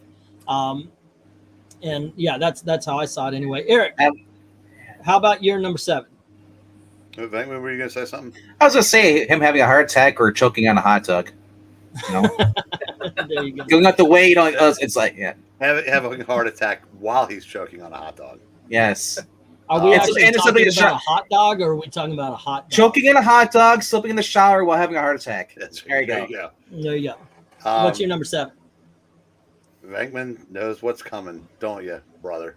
Well, I don't know. Are you gonna play that? We're gonna it's the same creator, but it's the show that came afterwards. Or Wait, Yeah. you're putting Thunder in Paradise on your list? No. Wrong, brother, you Philistine. It starts with a B though. Yeah, it kind of makes me want to go put on a little art pepper and it's Hold on, let Bosch. me. Give me my Alrighty. my tire beer. And how is but- why is Bosch on your number 7? Why would it not be on your list? Yeah, it's 7 seasons. It lasts very. The character of Bosch. I mean, it's based on a series of novels by what's the guy's Michael Connelly, I believe. Yeah. And it's at first it looks like it might just come off as like a sort of procedural like, but then you realize this character of Bosch, he's fiercely driven, uncorruptible, and basically the entire series, or for the good chunk of it, he's trying to find who killed his mother, who was a prostitute. And it's a cold case now. No one cares about it. And then he finds out that there are reasons why nobody will touch this, and it adds to the mythos of the show. Yep. And you find out that all these upstanding people around him, like the guy that played the concierge on the John Wick movies, and the guy from Fringe, he died. Chief Irvin isn't quite as upstanding as we were led to believe. Now he has a son. Irving has a son on the force who gets killed, who kind of dabbles in being on the take, but ends up getting killed in a convenience store robbery, and which causes his marriage to end. The characters, all the characters in the show are excellent. I mean, there are no wasted characters, and his partner's guy, J. Edgar, who is the total opposite of him. He wears $1,000 suits that he really can't afford to work every day. And he's played by the guy who was Marlowe on The Wire. So this guy goes from being Stringer Bell on steroids in The Wire to also an uncorruptible, although he does have a moment in one of the seasons where it becomes ambiguous.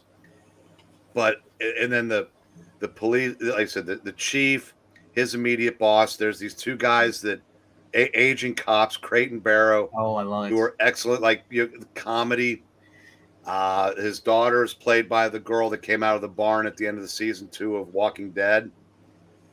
She was excellent in the show, and his wife was in the early seasons, and what happened to her is like I said, it just there were no missteps. 7 excellent seasons, each one stands next to the one before and the one after, and to me, it's as good as television gets. And I watched the first episode. And I was like, I don't really care for this intro music here. But then as I got into the show, like I said, that subplot, him trying to find out who killed his mother, and then dealing with the serial killer who is the kid from Iron Eagle.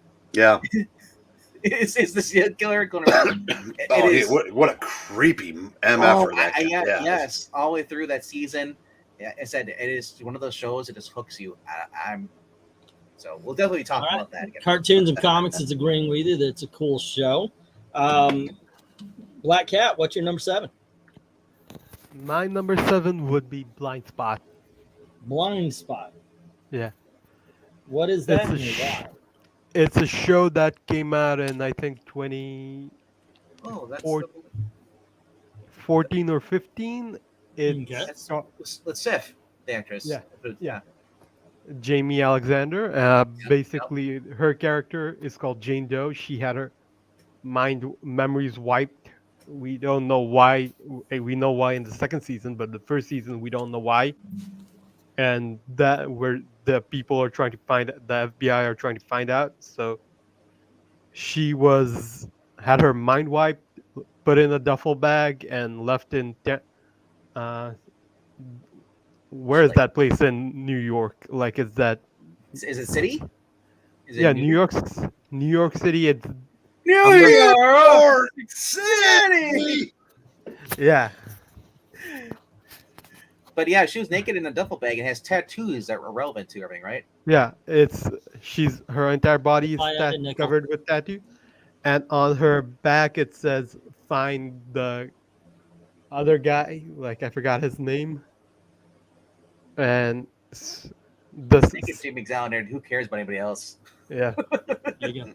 Mr. DC is saying his number 7 was Sons of Anarchy. My number 7. Occasionally, look, I get it. You grow out of TV shows. I mentioned Super Friends to VENKMAN, but I've watched Super Friends recently. It does not hold up. I'm just going to say right up. I watched it the first time. It didn't hold up. And that does happen with kid shows. You love them as a kid, but as you grow up, okay, fine. Not always, but occasionally one of your kid shows sticks with you, and this one just so happened to have some great music in it, had a lot of great guest stars in it, and I don't care if they were introduced by a freaking green sock shaped like a frog.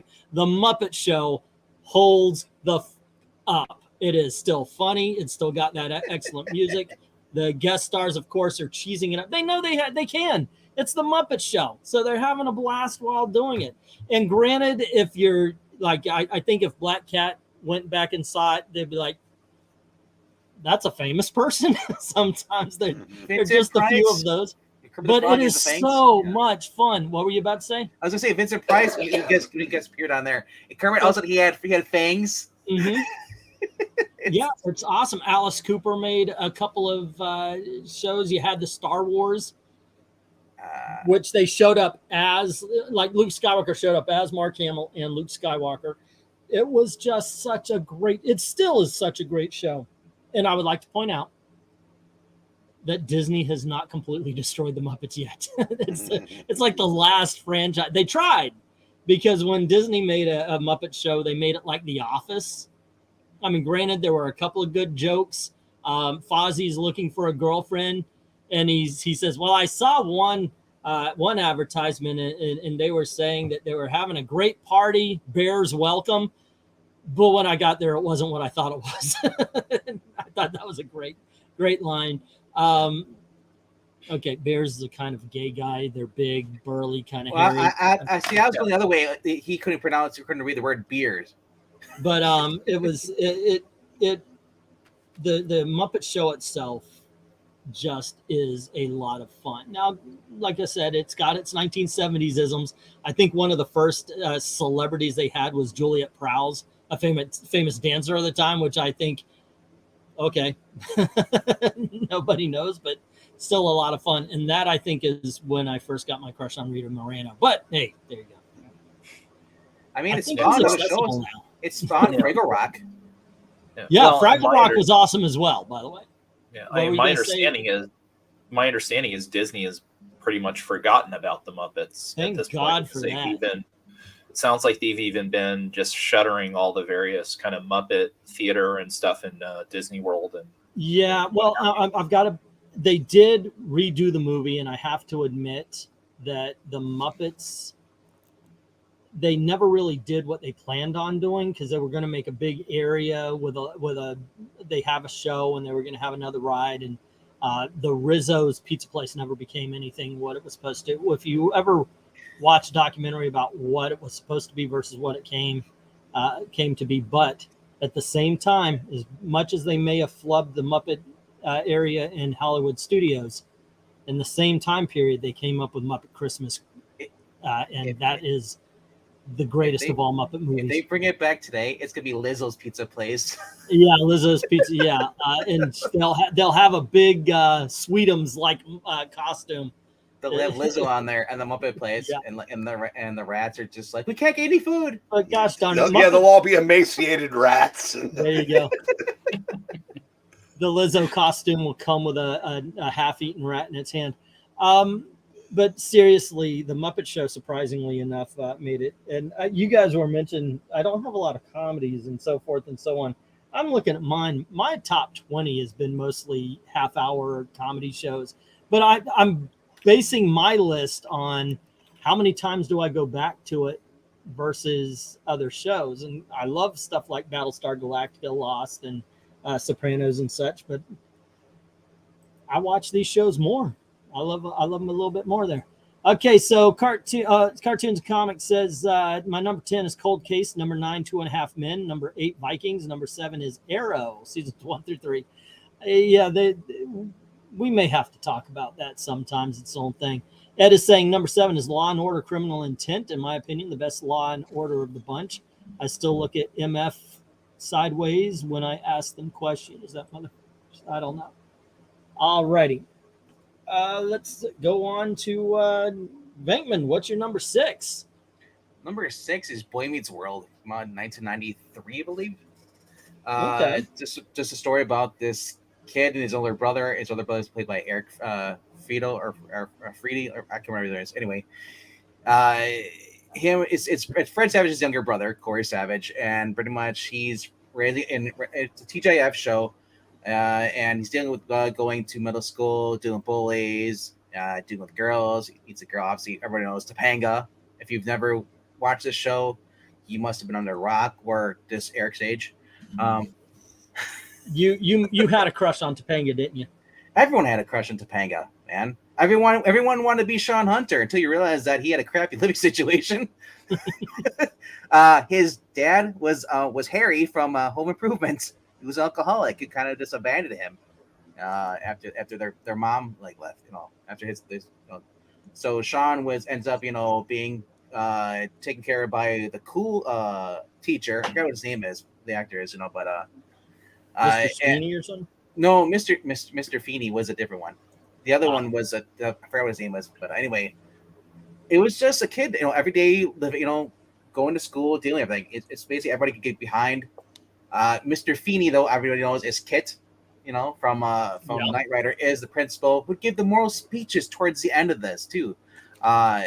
It was just a very fun, loving show that because it was competing against Family Matters was all at the same time too, which is also kind of that same thing. He also had Step by Step in that whole block. I said early TGIF, man. That's what I grew up with, and that was just fun. There were some episodes where it was kind of stupid, but I mean, it was just one of those shows you watch as a kid and you learned a lot from it. People watch. This seems appropriate for you. You watched the Wonder Years. I watched of course, Boy Meets World. That was my Wonder Years with Boy Meets World. But I watched the Wonder Years, but the Wonder Years wasn't made. Freaks and Geeks was made. The Wonder Years was Eric. Actually, we're talking about Leave It the Beaver was Eric. No. Eric's years where he would have been around the same age, that's the Wonder Years, where it was the late 60s turning into the 70s. You were around 12, 13 at that point, right? No, I was 8 in 1970. Oh, okay. I thought you were a little bit older, but still, you're closer to that than I am, definitely. For me, the show that showed my youth was Freaks and Geeks. That was probably the one. Fix your glasses is driving me nuts. Say again? Fix your glasses. Your band is like. Oh, okay. Here's the thing. I rolled over on them, and so they're lopsided. So if I fix my glasses so it's even, mine are trifocals. So I'm looking through two different lenses right now. So I have to skew them. When I can afford it, I'm going to replace my glasses. But yeah, that's also one reason why. Hey, Eva Black Cat. Yeah. Like that? That's what you're doing to us. All righty. Let's go on over to LK. What is your number 6? Hey, real quick, Okay. yeah, that was cool. When you took off your glasses, your camera got blurry. It was like you timed it for like a split second. It's like, that's pretty good visual. Yeah. Okay. Yeah. What's your number 6? This is going to be another controversial pick because this is my highest rated animated show, 2 spots higher than The Simpsons. But I feel that its continued quality deserves this spot. And it's about 4 little foul-mouthed kids in some small town in Colorado. That's South Park. All right. When you look at the longevity of the show, when you look at even, again, as I say, put up episodes from the past year or two of South Park versus The Simpsons. I will take every South Park episode over anything in The Simpsons.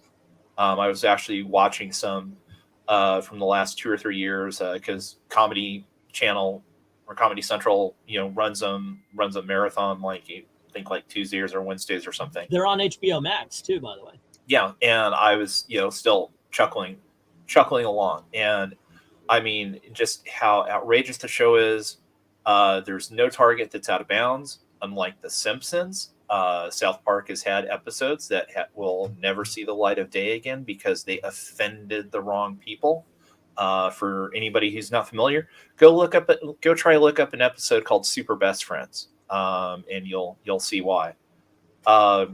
I still remember catching it. I don't think I caught the first couple of episodes when they actually aired, but the first one that I clearly remember watching that made me go, oh my God, this is hilarious and so different than anything else, was the Terrence and Phillip episode, where you get to the point where the parents are protesting, and to show how serious they are, they decide to fling themselves at the side of the building of the TV station to get them to take Terrence and Phillip off.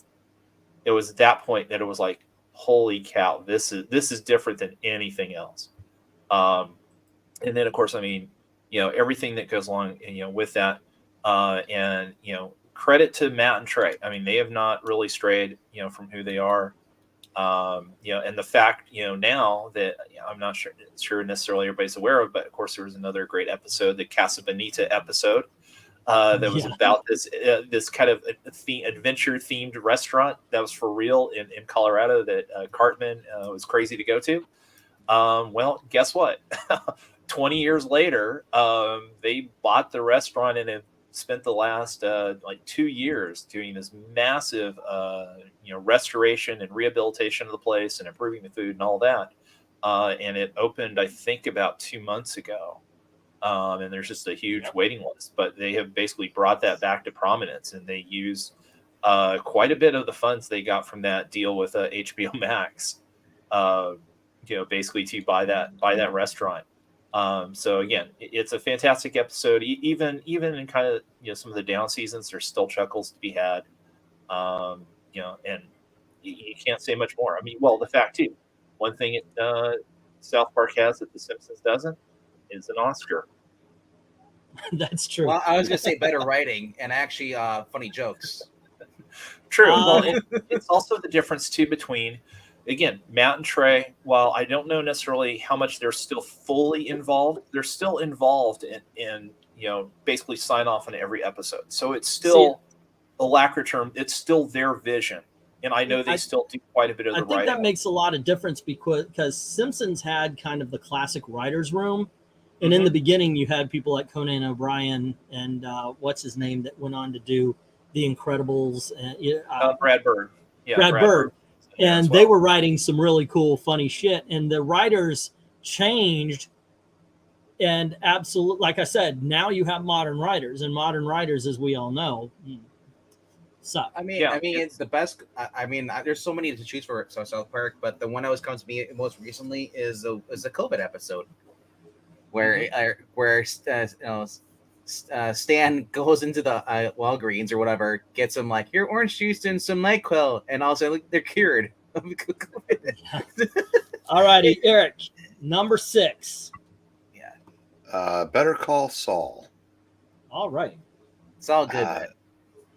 I think a lot of times when people discuss what was a better show, Breaking Bad or Better Call Saul, some people get offended if you dare to say Saul because they're so wedded to Breaking Bad.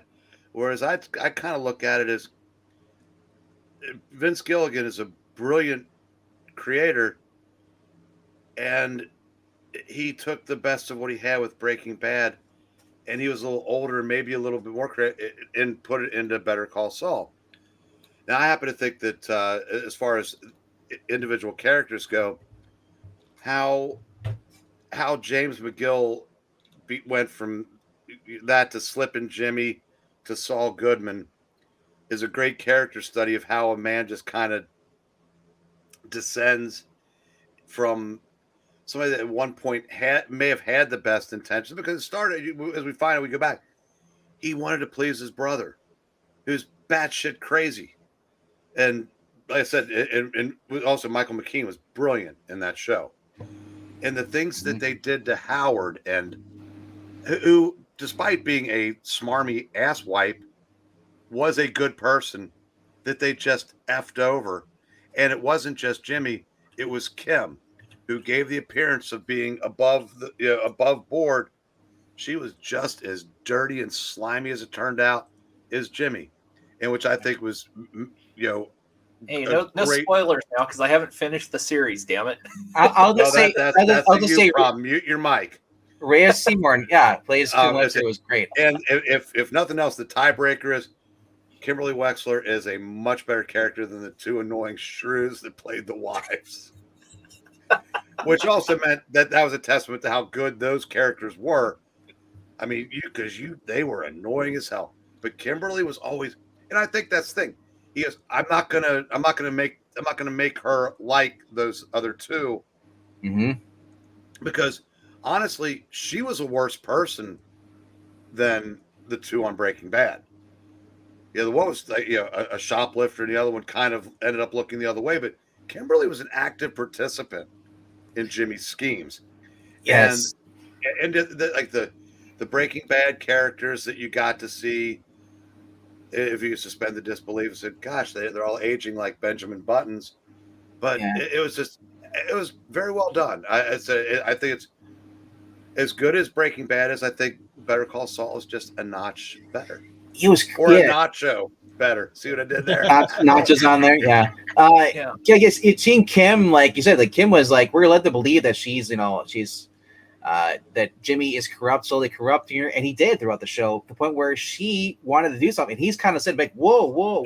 He didn't corrupt her. She was corrupt. I know, but we don't find out till later on. Yeah, that's serious. Yeah. But I mean, great character. I was going to say, at least from what I've seen so far, Kim is starting to remind me a little bit of Walter White in terms of somebody that was good because that's what society expected or demanded of you, and then found this one person that, there is a different way. It's okay for me to start doing this. And then basically started giving into her worst impulses. I think I'm up. Trying to think, the last episode that I watched was where they were at the resort. And that, I feel like that was like the first time that she really participated in like one of its cons. I've never made it through Better Call Saul. Never watched it, but I was also late to the Breaking Bad party. So Well, it for me at least, it's one of those things where I know that part of the reason why I haven't finished the show yet is it's a bit of an uncomfortable show for me to watch. And the reason why I say that is because you watch this and Bob Odenkirk is so good that you see there's some goodness in Jimmy. And you start to find yourself rooting for him because he's not a bad guy. He's not a terrible person. He does some bad things. But at times he's like that, lovable, con man or the lovable rogue. Yeah. But it gets uncomfortable because you start seeing these things and I'm just like, oh, Jimmy, no, don't do that. Don't do that. Well, all right. The cartel gets involved, and so they say that Jimmy is not always a bad guy. It's just he gets pushed in these corners. Evil Black Cat. What do you? I'm sorry, guys. It's a Breaking Bad review, okay? Sorry. We're an hour and a half in. We're almost done with the halfway mark. Aren't you glad we broke it up into two shows now? Evil Black Cat. What's your? Where's number my 6? apples? I do. I'm trying to keep the discussions to 2 or 3 minutes so we could have our. But okay, Evil Black Cat. What you got? Well, it gave us the iconic. What's up, Doc? All righty. It is the Looney Tunes show, and that's tunes with a TUNES. Yeah, not something that a lot of people realize, that it is actually Looney Tunes, as in tunes. Yeah, it just gave us so many iconic characters: Bugs, Daffy, Sylvester, Tweety, Wile E. Coyote, or the Roadrunner. Yeah. On sale at the auction, guys.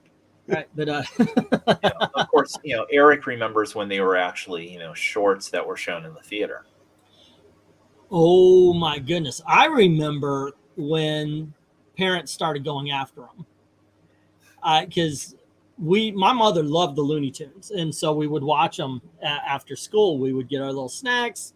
Looney Tunes would come up and we would start watching, having a great time. And then we see this news show where they want to take out some of the violence because it'll fuck up kids. I didn't catch that, but my mom said right away, she goes, well, if it screws people up, then you're already screwed up. So we shouldn't be listening to you. But if you want to continue there, Black Cat, but I think pound for pound, as far as cartoons are concerned, yeah, the Looney Tunes, great gags. Alrighty, so Maranya is saying Jim Henson got his start at DC local coffee commercials with his Muppets.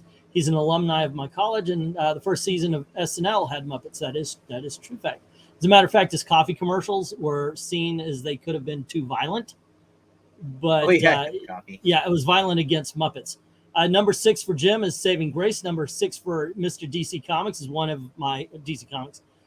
Is one of my favorite, one of my wife's favorite shows is King of Queens. Maranya saying, I know Mr. Feeney as the arrogant doctor from St. Elsewhere, and also which was pre-Kit. And he also Magnum PI's assistant. No, no, that sure? The guy who played Kit. No, that was not Higgins. That you're right. It wasn't. I'm picturing him now. Number 6, All in the Family for Ed Brewer, which was Eric's number 15. Let's see. Samurai Jack for Cartoon Comics was number 6. Grace Under Fire and Drew Carey are fun shows, says Geeky. Okay. Also, LK, South Park pulled an episode about Muhammad. And they did. I wish they didn't. I wish they had the balls. Well, that's the Super Best Friends episode, and then there was a later episode when that one got pulled, where they did an episode complaining about that's the one where they kind of started getting the death threats, because that was the one where they made fun of Muhammad. See, what's funny is the Super Best Friends was a positive portrayal. Muhammad was part of the group with Jesus and I forget who the basically Hindu god and so on, basically as a Super Best Friends, superhero team. But of course, you can't have, visual depictions of the Prophet Muhammad. So, they've done it several times. And then of course there was the response to that, where it's the head in the sand, episode. which is great. I mean, there's so much good, political and cultural commentary in South Park. Yeah. Cartoons and comics saying, here's a challenge. Name me one good series from the last 5 years. I think that's a video in its own right. Modern day good. I kept Bosh. Yeah, I kept 2023 out, but this year we had Silo, which I liked. Last year we had WandaVision, which I really liked. There are some great shows out now.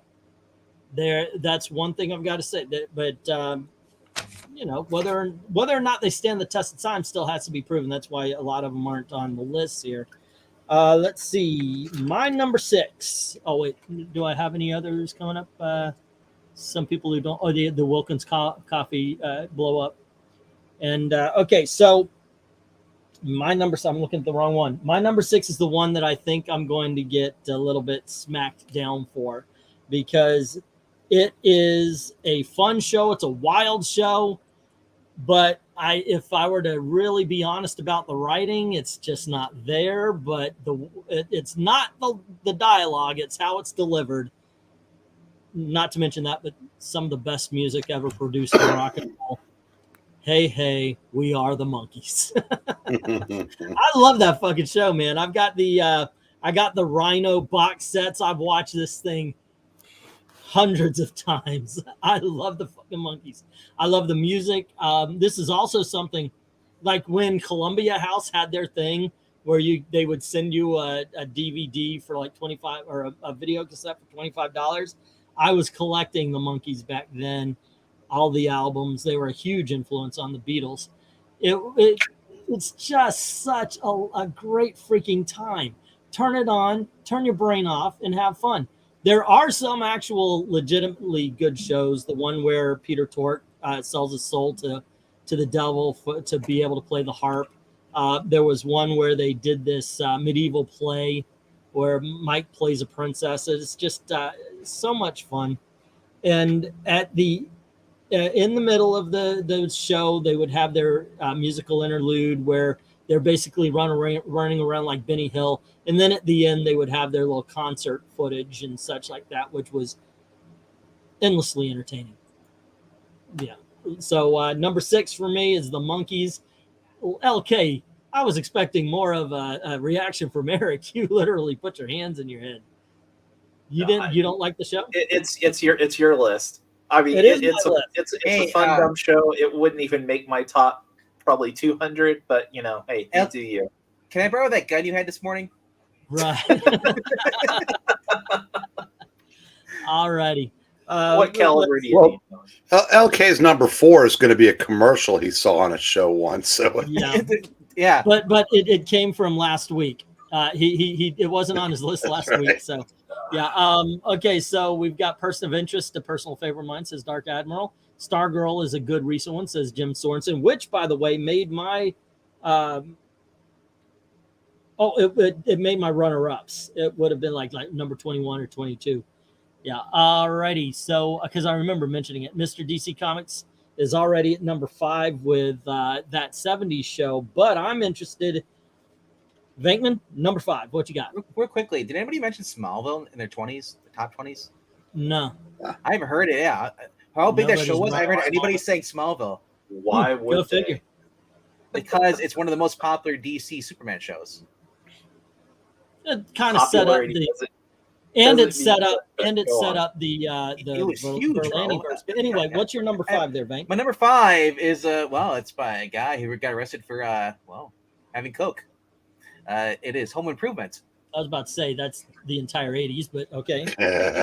Home Improvement. All right. Home Improvement, man, is just one of those shows you can go back and watch it, and it's just fun. I watched the Christmas episodes. I watched the holiday episodes.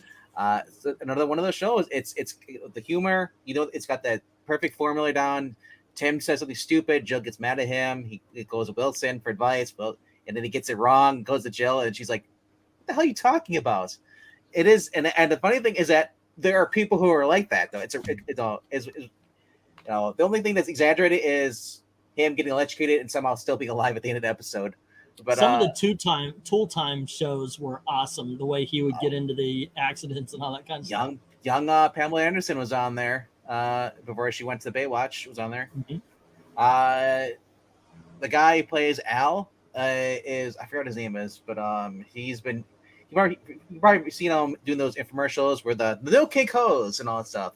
Yeah, he didn't exactly become a big actor after No, that. Richard Carnes. But they even had what was the guy in there? The guy, Mr. Bin, not it was the one actual real life contractor is on there. Bob Vila. Bob Vila's on there because too. Because basically he kind of had a running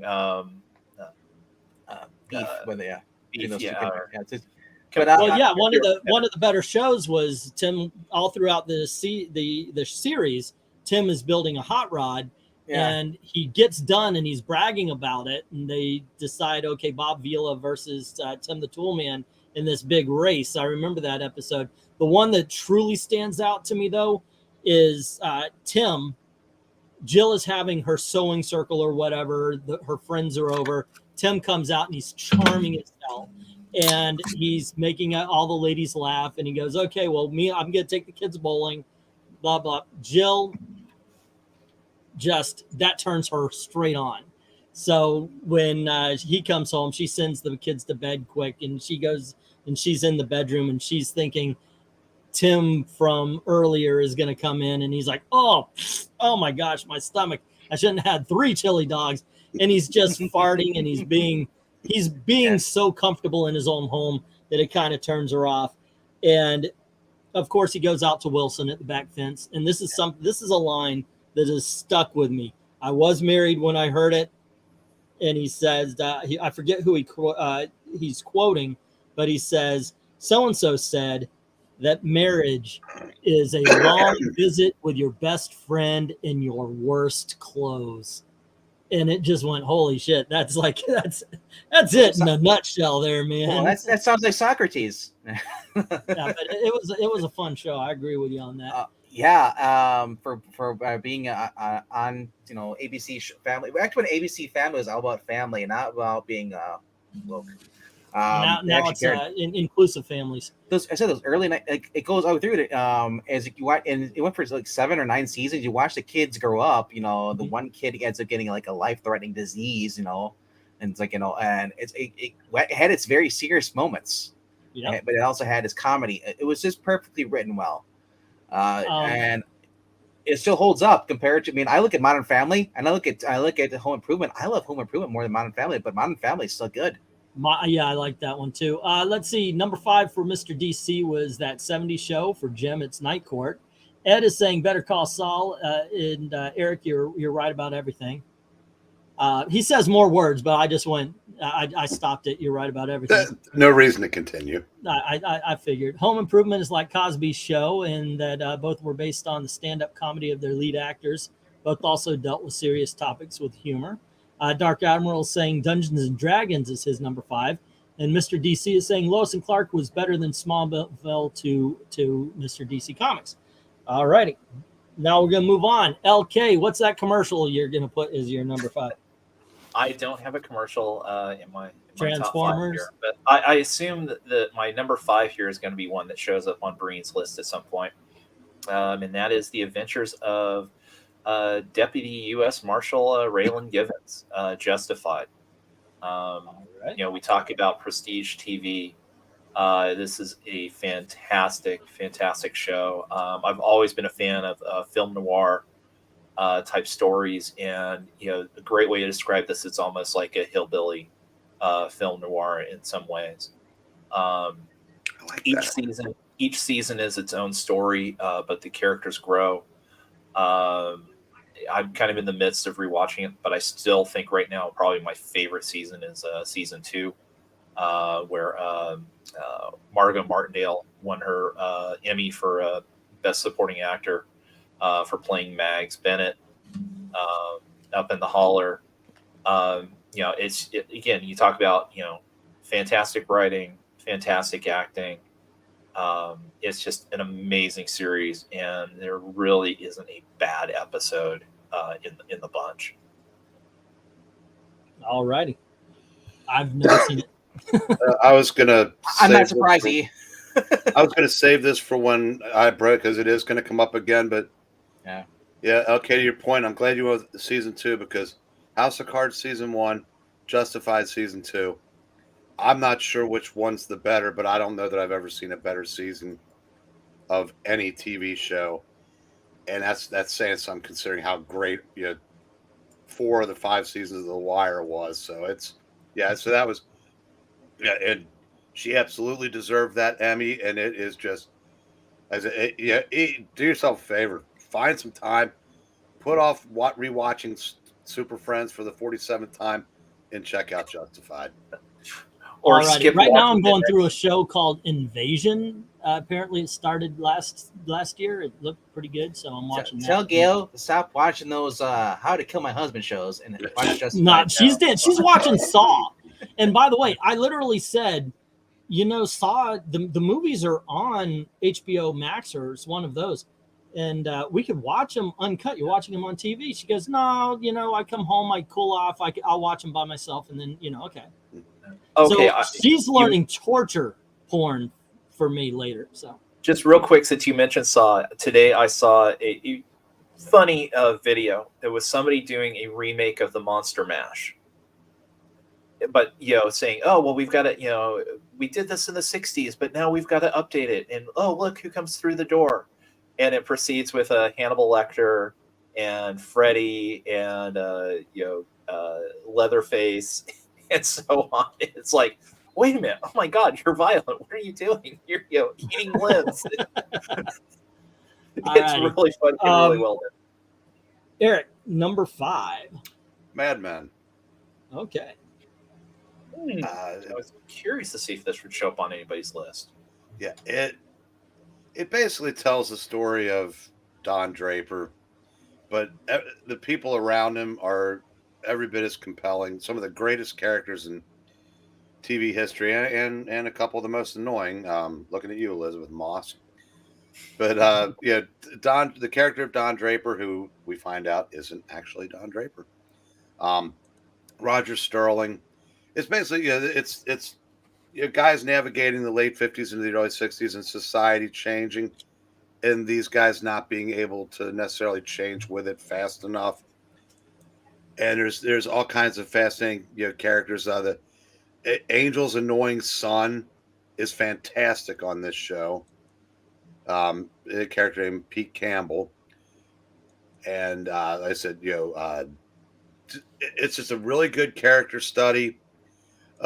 And it's very historically accurate. I think the people that went in to try to find problems found one item on a table in a scene that actually hadn't come out yet.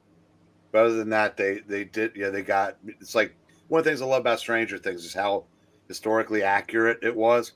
Mad Men was that also, and it's just compelling characters, great storylines, and you can argue that it kind of ended not quite as strong as it began, but I don't care. It was still, by that time they were in 1970, so it was time. But for 7 seasons, 6 of them were phenomenal. 7th season still very watchable, and it's just, I said, that's my top 5. Never saw it.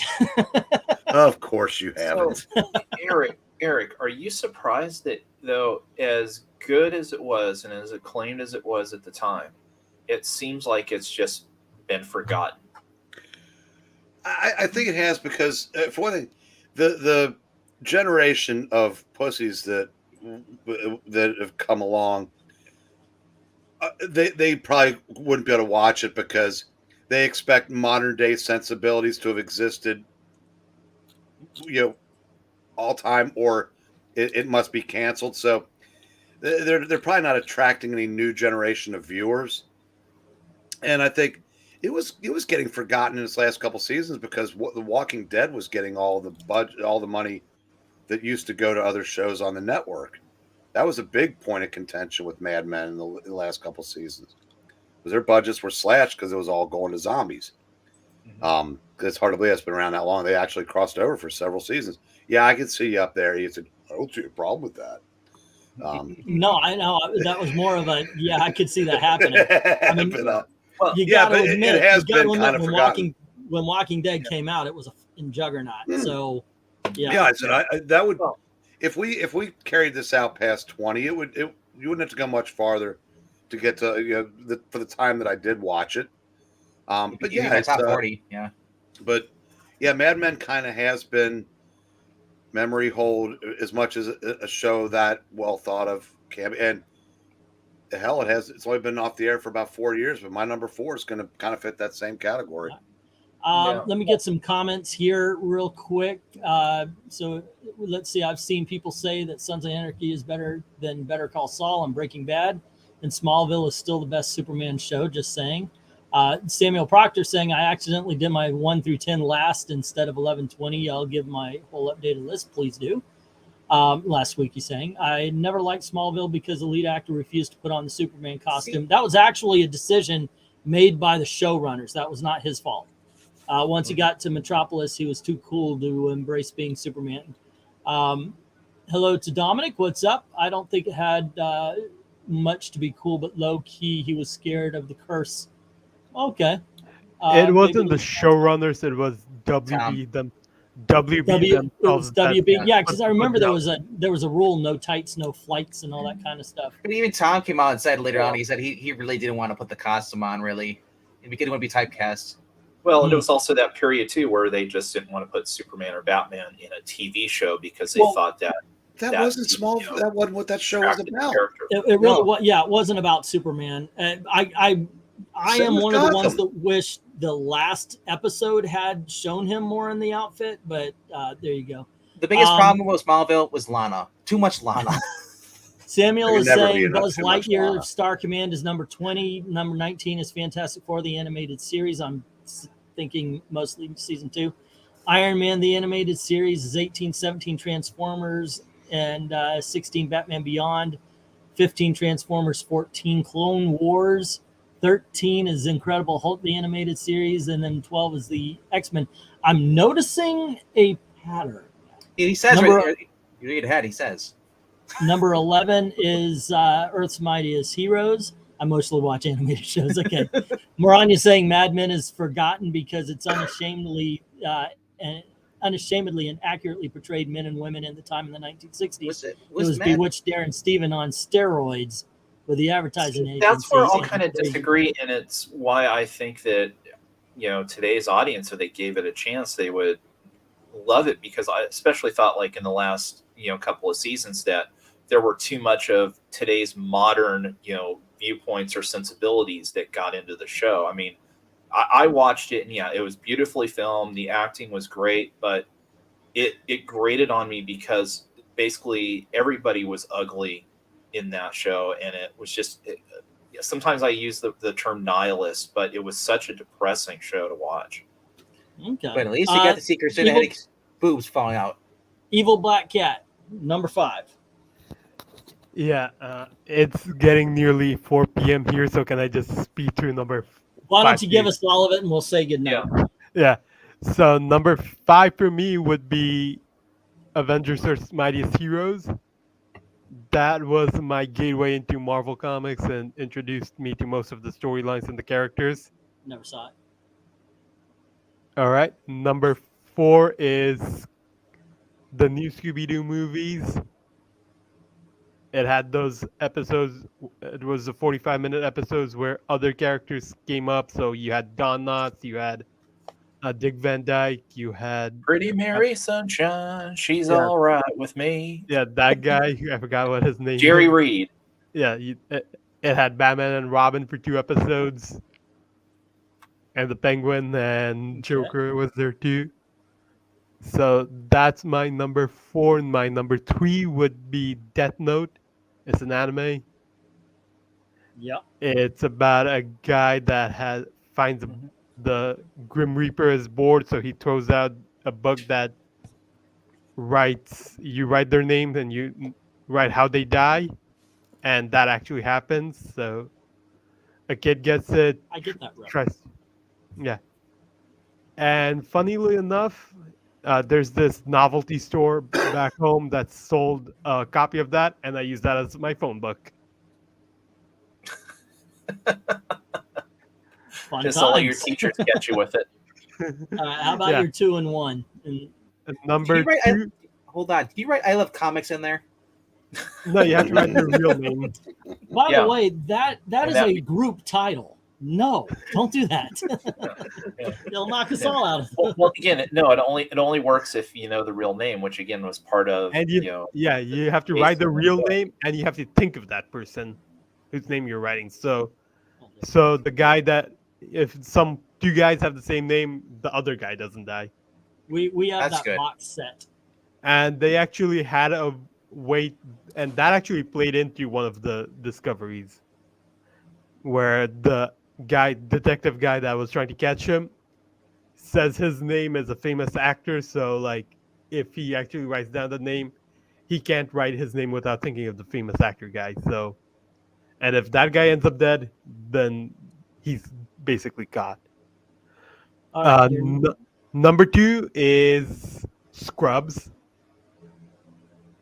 It's a comedy show. It's one of my favorite live action shows. It has some stupid moments and some really good moments, like where season 5, where Dr. Cox accidentally ends up killing a few patients. It has that season 8 moment where JD and Jerk were supposed to go out, and it's this emotional that's a moment beautiful episode. where their guy is dying, and they just cancel their plans, stay with him until he passes away. And number 1, of course, Is it Psych? no, it's Batman the Animated Series. All righty. Good choice. Yeah, mostly because that is my introduction to not only Batman but the comic book things in general. It's why I grew up liking comic books or watching YouTube videos about comic books, and that is how I ended up here. And we're glad for it. Are we though? So some of us Well, should maybe have that higher in our list somewhere. All right. So but thank you very Eric much. feels man. lonely when you're not around here to insult him. He has to deal with joint next to Roy Kirk, who's on that team. Yeah. Yeah. All righty. All right. But yeah, if you want to Later, take off, people. man. Stay sharp, Have a brother. good one. Later. Yeah, he's that's not a bad list. That's not a bad list. But one more thing. No, Too late. nobody. I know where you're All going. righty, so my I know- number I know 5, exactly where you're going. yeah, I haven't done my number 5 You yet. got Number you five. got to put your hand up. One more thing. Yeah, but one more thing.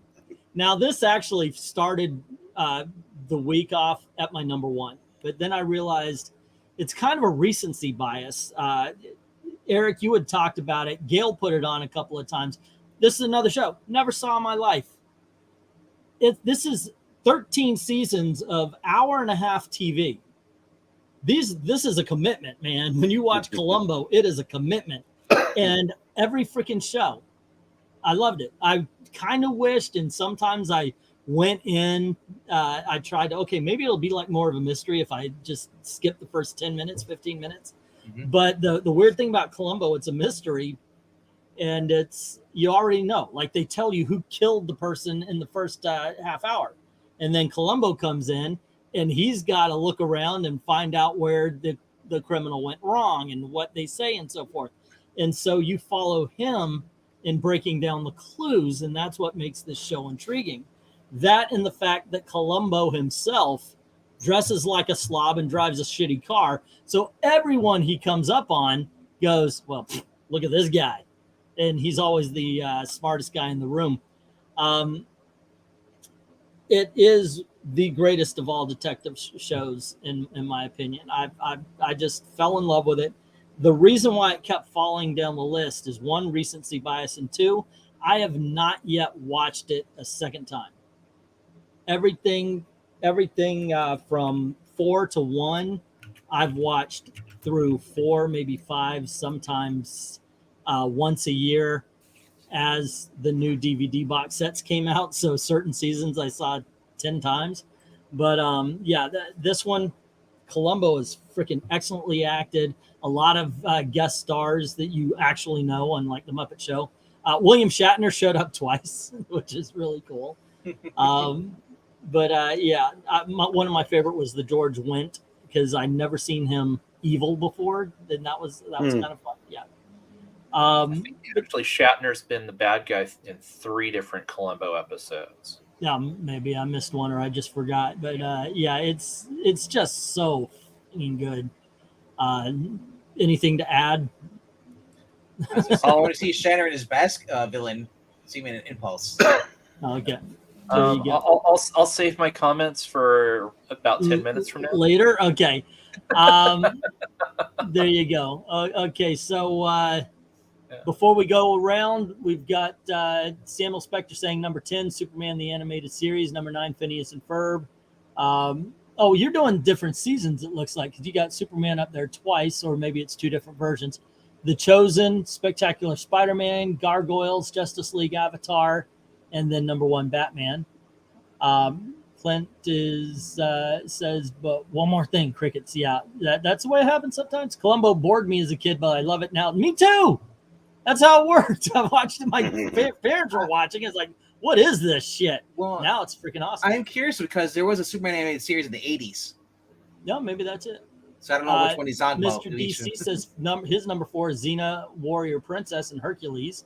Maranya saying Columbo was good straight through from the classic episodes to later, where it was basically movies at the end. William Shatner and Leonard Nimoy, the latter played the creepiest evil doctor. That's right. Dick Van Dyke was a great bad guy as well, says Jim. Shatner is a great villain with Sequest. Englentine also, wasn't it true with Columbo that he solved every case except for one case where the bad guy got away? Did he have an episode? I don't remember that, but I'm not going to say wrong. But like I said, I've only been through once. There's some bad episodes late in the season. I mean, there's the one where, it's not really a murder; it's more of the kidnapping one that's not very good. Samuel is saying that he didn't do different seasons, and I must be smoking something. Crazy. No, I'm naturally like this. No. And the Incredible Hulk for March Hare is number 4. It's where he fell in love with the character. And Jim is putting Simon and Simon at number 4. But we need to know what RDV has at number 4. I was going to say, that's an interesting choice. I mean, I enjoyed that show. That again, that's one that's, kind of hard to find on, didn't get a lot of rerun love, certainly in the last decade plus. But yeah, that was one of those 80s CBS procedurals that... All right, Venkman, number 4. My number 4 is it's been talked about here recently by at least 2 different people. It is Justified. It is just one of those shows that I never watched a procedural show before and all that stuff. The closest I got to anything that was like this was maybe I watched one episode of Law and Order, and I didn't realize that they're just railroading the criminal or the innocent people, badgering them. When they interrogate him, it was horrible. But no, Justified. But a guy who basically ends up being sent back to his home state of Kentucky, and it's like I can't help it thinking like, bring what's going on in New York State. all these criminal empires going on there. But no, Blake Crowder. It was an unexpected crazy villain that I did not see that coming out to him being like the rival to Raylan throughout the series, because it was his dad. He basically ran with his dad's gang, and then you want to see that Walter Goggins is a phenomenal actor playing this character. He's kind of like a Joker. He's constantly reinventing himself throughout the series. You just can't help but root for him, but also root for Raylan. And these two were starting to become somewhat friends. An enemy of my enemy is my friend. And the way Walter Goggins is just so clever at how he gets to play with things. And seeing him and Raylan just being like they group friends. They worked both on the same baseball team. They both worked in the mines. And just seeing how everybody in this freaking like little state here, Harlan County, they are just the most shiftiest people I've ever come across. I wouldn't trust a lady at the grocery store, who's taking my card, to ring up the right price. You probably add something for a pack of smoke for herself, without me telling you. It has just been fun. His father is a con artist himself. He doesn't get along with his dad, and he's just trying to get along with his new boss, but also he starts dating one of the deceased convicts' wives, or and he gets in so much trouble. But obviously, like I said, it's one of the first cop shows I actually watched all the way through, because it was like a Western in a sense. He's on your unorthodox guy going around, and he's trying to do it by the book, but he's also got these criminals who know how to skirt the law. And you even have the guy who played Damien Dark appeared on there for like a good season. Every character was well. Piggy bank. Sorry. Yeah. Every character on the show was on a throwaway character. They were there and they excelled at what they were there for, and they just added to the series. And it's like I said, it was a show that I discovered by watching at a theater, and it was like, this new on FX. I'm like, what is this show? Timmy Oliphant. That's a guy from The Girl Next Door, And a few, and the Crazies, I think, is the other one he was in. I was like, he's in a weird show, and I just couldn't couldn't just stop watching it. I went and bought all the seasons after they came out at Walmart. It's and I'm just recently watched they had a series. It was justified in Detroit. They went for like a season. Primeval. Yeah, Primeval. I guess that's his best role that Timmy Oliphant's done. We saw him on Star Wars, but in Mandalorian. But I kept thinking, that's just basically Raylan Givens in the Star Wars universe. He's the same character. Yeah. So, alrighty. How about you, LK? Well, I'll just quickly mention too. One thing I didn't mention talking about Justified is still probably, especially doing a recent kind of rewatch. Favorite character is still Art, Nick Searcy's character, who plays Raylan's boss. The best way to describe it is he would be the modern day equivalent of Sheriff Andy Taylor. He's got a little bit of that folksy charm to him, but he's nobody's fool. He knows what's going on, but he's willing to put up with Raylan's nonsense because he knows that ultimately he'll get the job done. And he's just, it's always just great when he comes on screen and goes, Raylan, what have you done now? So it's great. My number 4 is the one that you kind of mentioned earlier, and if you see the shirt here, kind of gives it away, the Milo Yiannis Health Spa. And number 4 is Columbo. Okay. I'm too young for this show. This is a show that I first discovered in college, way back in the day when A&E would run the old NBC mystery movies during the daytime. And so I would watch them between classes or whatever, and got hooked on it. And so unlike you, I've probably seen every episode, especially with the way that now that Sundance and IFC and you name it have been running the show, especially during COVID. All the free ones that you watch with ads has Columbo. Yeah, I've probably watched every episode 10 times. Wow.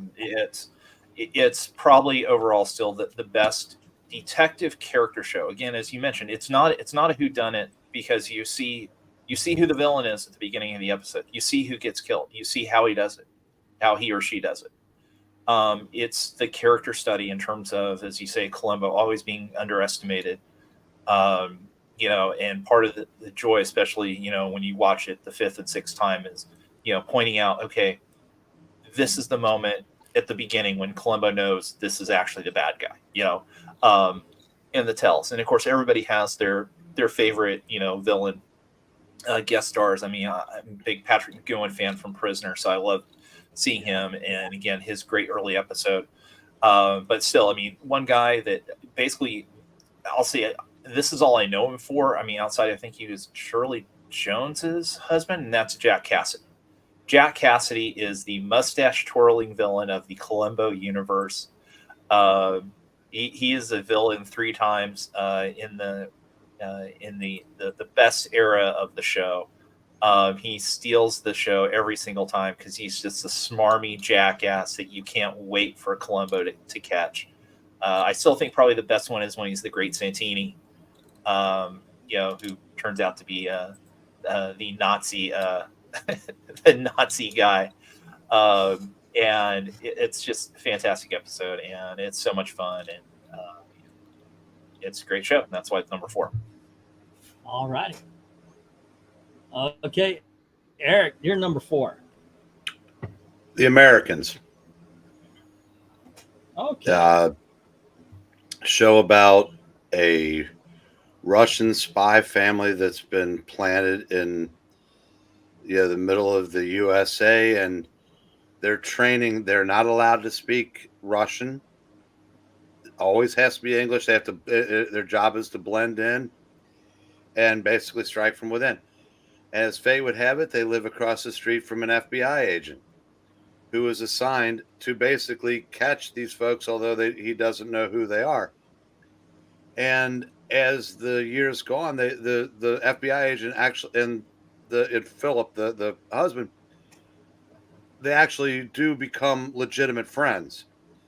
And it's Philip and Elizabeth Jennings. Elizabeth's played by Carrie Russell, who, and seeing her go from Felicity to a cold-blooded assassin, it took some getting used to, but damn, she's good enough to have pulled it off. And and basically as the show progressed, Philip's commitment started to waver because he was getting Americanized. Yeah. Elizabeth was a true believer until there was like a shift in the last season where she started to see the cracks on her side, and Philip seemed to be getting more committed. And the show basically ended the only way it can. The FBI guy finally catches him, and the last episode is, okay, what's going to happen? Because the FBI babysat the Russian spies' kids growing up. The one son still didn't know they were spies. The daughter was being trained by her mother to be a Russian asset. It's you have to watch it to see it. It's a phenomenal show, and how they deal with, their cover's blown. They have two choices: kill his best friend, or they find a way to just part with everybody surviving. And I in case you ever decide to go watch it, I won't say how it ended, but the ending was perfect. And there's another one. Everybody expected this big, like a bloodbath, shoot 'em up ending, but it had a very quiet one. But how they get to it makes perfect sense if you've been watching the show from day one. Excellent show. Let's see. Mr. DC says number 4, Xena, Warrior Princess, and Hercules, but you wouldn't have cared about the Game of Thrones or Vikings if you didn't see that. Walter Goggins was the best part of the Crow Salvation. I knew when I saw that movie decades ago, he was a good ass actor. Have a good night there, Dark Yaga. Take care. And let's see, Cartoon says number 4, it's Bleach. And Clint says number 10 is MST3K, Kamen Rider Black, Star Trek Enterprise. Number 7 is Spider-Man, the 90s animated, The Flash. For number 6, 5 is the Dresden Files, 4 is Silver Surfer, 3 Beast Wars, 2 Gargoyles, and number 1, the Batman animated series. My number 4... I gotta say real quickly, it's good that Dalton's not here because he probably would have exploded on number 5 there. The Dresden Files. Yeah, but which Flash we're talking, CW or the good one? Wesley Ships. Hey, the CW was good. Okay, up to a point. All right. So for most of my life, anyway, anytime there was really no respect for comic book nerds and so forth and so on. Finally, a show shows up, and it is one of the funniest, most successful, and long-running comedies of all time, and that's the Big Bang Theory. That's not my number 4. My number 4 is actually was about to say. I, Oh, good I was God. seeing if I could actually give LK a heart attack on that one. I'm just Honestly, It I would've been I a could heart see you. attack, it would have been an aneurysm. But yeah. The thing is, I could sadly see you liking the Big Bang Theory. your body language is like, just no, can't be. Rhaegar, this is being recorded. Now, that being said, picture a man out of space and time. Naked. No, if you want, go on ahead. My number 4 is Twilight Zone. And I didn't care about the episodic. It is just freaking hands down some of the greatest writing of all time in TV history. And they had good writers like Richard Matheson making up stories and such. I learned about the Twilight Zone because we did a play when I was a kid. We did a play in my elementary school, and I got a part in Monsters Are Due on Maple Street. And I had no idea that was Twilight Zone until after we were doing it. My mom and dad said, "Oh, no, that's this TV show. If you like it, let's watch." And we watched it when it would come on late night, and I was just hooked. Ellie Mae Clampett in Beauty, what is The Eye of the Beholder? You know, one of the best episodes. I liked Jonathan Winters plays Minnesota Fats against Jack Klugman. Jack Klugman is a pool shark, and I saw it. I saw it in 2 different ways. There's 2 different endings filmed for that, by the way. I've seen both of them. One where Minnesota Fats comes down from heaven to play Jack Klugman, and Jack Klugman loses, and he becomes obsessed with practicing for the next time. And then one where he wins, and he ends up being the next guy. You know, whenever somebody's obsessed, he's sent down to check. Of course, there's just so many. I think he was Say sent again? up. I said I don't think he was sent down. Oh, I he's think sent he up? was sent up. I always thought it was sent down because it was a morality play. Oh, it was a morality play, But I could see. I guess so. I guess he was in hell. Of course, the Burgess Meredith episodes. Name one. Everybody. Everybody. I'm enough at mentions it. last, Mr. Yeah. Dingle the Strong. There I go. know you That's could the name. note for me. Yeah, I was about to say it doesn't matter which, you know, because both of them are excellent. Of course, Time Enough at Last is the most famous of them. I like the speaking of William Shatner again, he was in a couple. Of course, Nightmare at 30,000 Feet is the most famous, but he was in one where he and his girlfriend sit at a diner, and next to him is a little machine that supposedly answers questions, and it's got a devil on top, and he keeps asking it questions. He becomes obsessed with it. Such a great show, freaking hands down. This is one where I put it in, like, there's no question. This belongs in a top 10 list. We could do All a right. Twilight Zone stream. We could, and I would be very happy to do that. I really would. All righty, LK, you're number 3. Oh no, Well, I Venkman, think you're number 3. should go first. Well, knowing what my name, Dr. Venkman, you guys kind of figured this was me. I'm probably wondering when it's going to appear on my list. If it's going to appear on my list as being the top 100 greatest shows.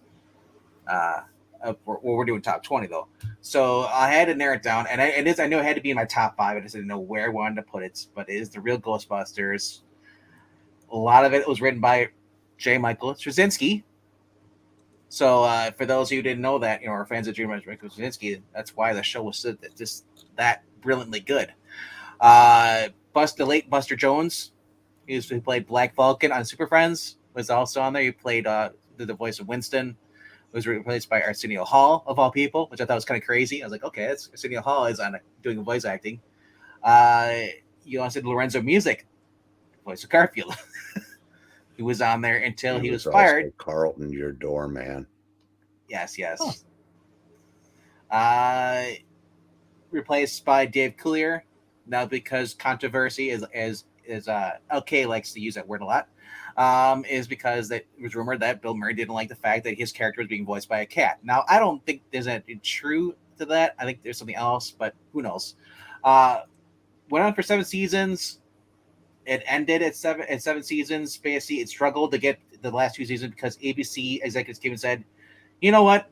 We know this show is awesome with the kids, but we're going to fuck it up and just make it so PG at the point where kids are going to stop watching it. And toy sales are just going to drop. And is based off the movies. for those wondering why they called the real Ghostbusters, because there actually was a Filmation Ghostbusters cartoon, so they had to change the name. But so anyway, I watched this, as a 4-year-old Venkman, and his little Ghostbusters jumpsuit, and little proton pack and toys and stuff. Watching this every Saturday morning, it was just fun. It was just, they were based off the movie version of the Ghostbusters, just going around battling supernatural monsters. Some of them were kind of creepy. Even I go back and watch it, I was like, dang, like they really just like wanted to go with the Halloween theme and kept it going. So when they had Halloween, when they had there's Halloween some episodes, terrifying. There's some terrifying creatures in that show. yeah. There's the Grundle, which is basically the boogeyman. The kids, and he gets kids to become corrupt. He's hanging outside the window like Kevin Spacey. And he lures kids, to rebel against their parents. Eventually, they turn into a Grundle. And it just, honestly, it was a show that wasn't like any other show that was on. This is the show about four guys are living in a firehouse, and basically, like the movie was, it was spot on. I loved it. The music was great. It had a lot of 80s pop kind of songs in there. Really, really, just. It was made with love, and I'm pretty sure Dan Aykroyd probably had some help with some of the episodes too as well. But for being a kids cartoon show based off a movie, I gotta say that was actually pretty spot on with the movie. Venkman's always hitting on the girls. The only thing they changed is that Slimer was not freaking like evil. He was more a friend, and he was constantly sliming Venkman. Or leaving drill, or they're gonna have a birthday cake or birthday party, and Slimer ate the giant birthday cake, or he ate the turkey. The point where Venkman wanted to blast him with a proton pack. That was the kids element. That was put in to make it more of a kids show. But one of the interesting things with it, with the show is the very first that you don't see is the first episode takes place right after the end of the movie. The fact that their uniforms are so covered with ectoplasm that it actually those activities. There's a lot of great episodes in there. Breen, I was going to ask you, did you want me to correct Venkman, or did you want to do it? 4. The reason why it's called the real Ghostbusters. I have no idea. Oh, well, because of the TV show. It was a live action TV show.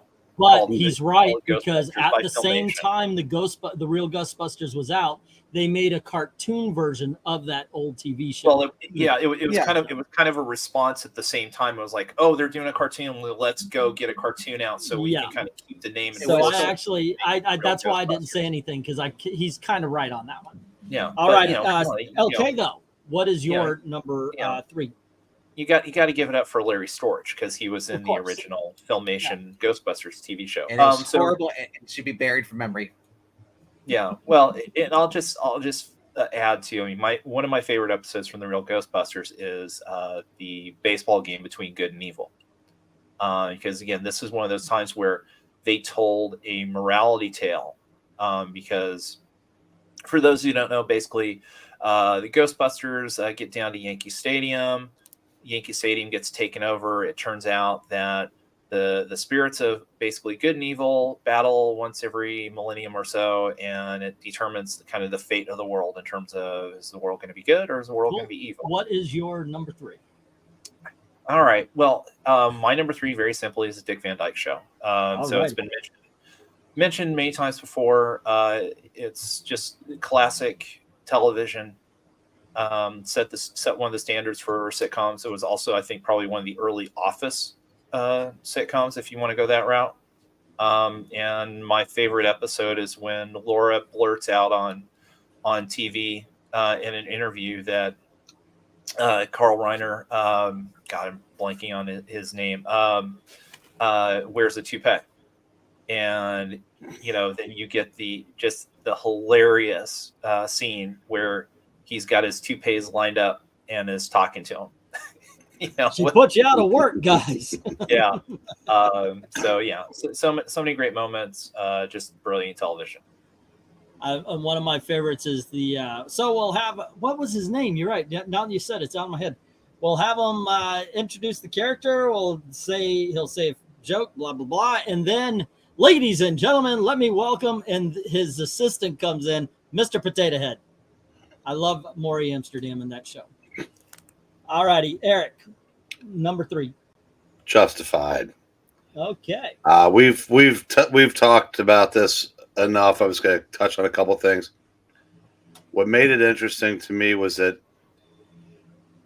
of all the assorted ne'er-do-wells in Harlan County, I believe that's the county, the reason why Raylan seemed to, he got out, and that's basically what separates. Because if you were stuck in that county for life, eventually you were going to turn to crime. It's like there was nothing else to do. And a couple of fun facts: Timothy Oliphant never set foot in the state of Kentucky. And one thing you noticed, you never, while they were filming, they did film some there, but mostly it was filmed in Hollywood, but he never set foot in the state. And one thing, because they couldn't, I guess they didn't want to pay for the rights.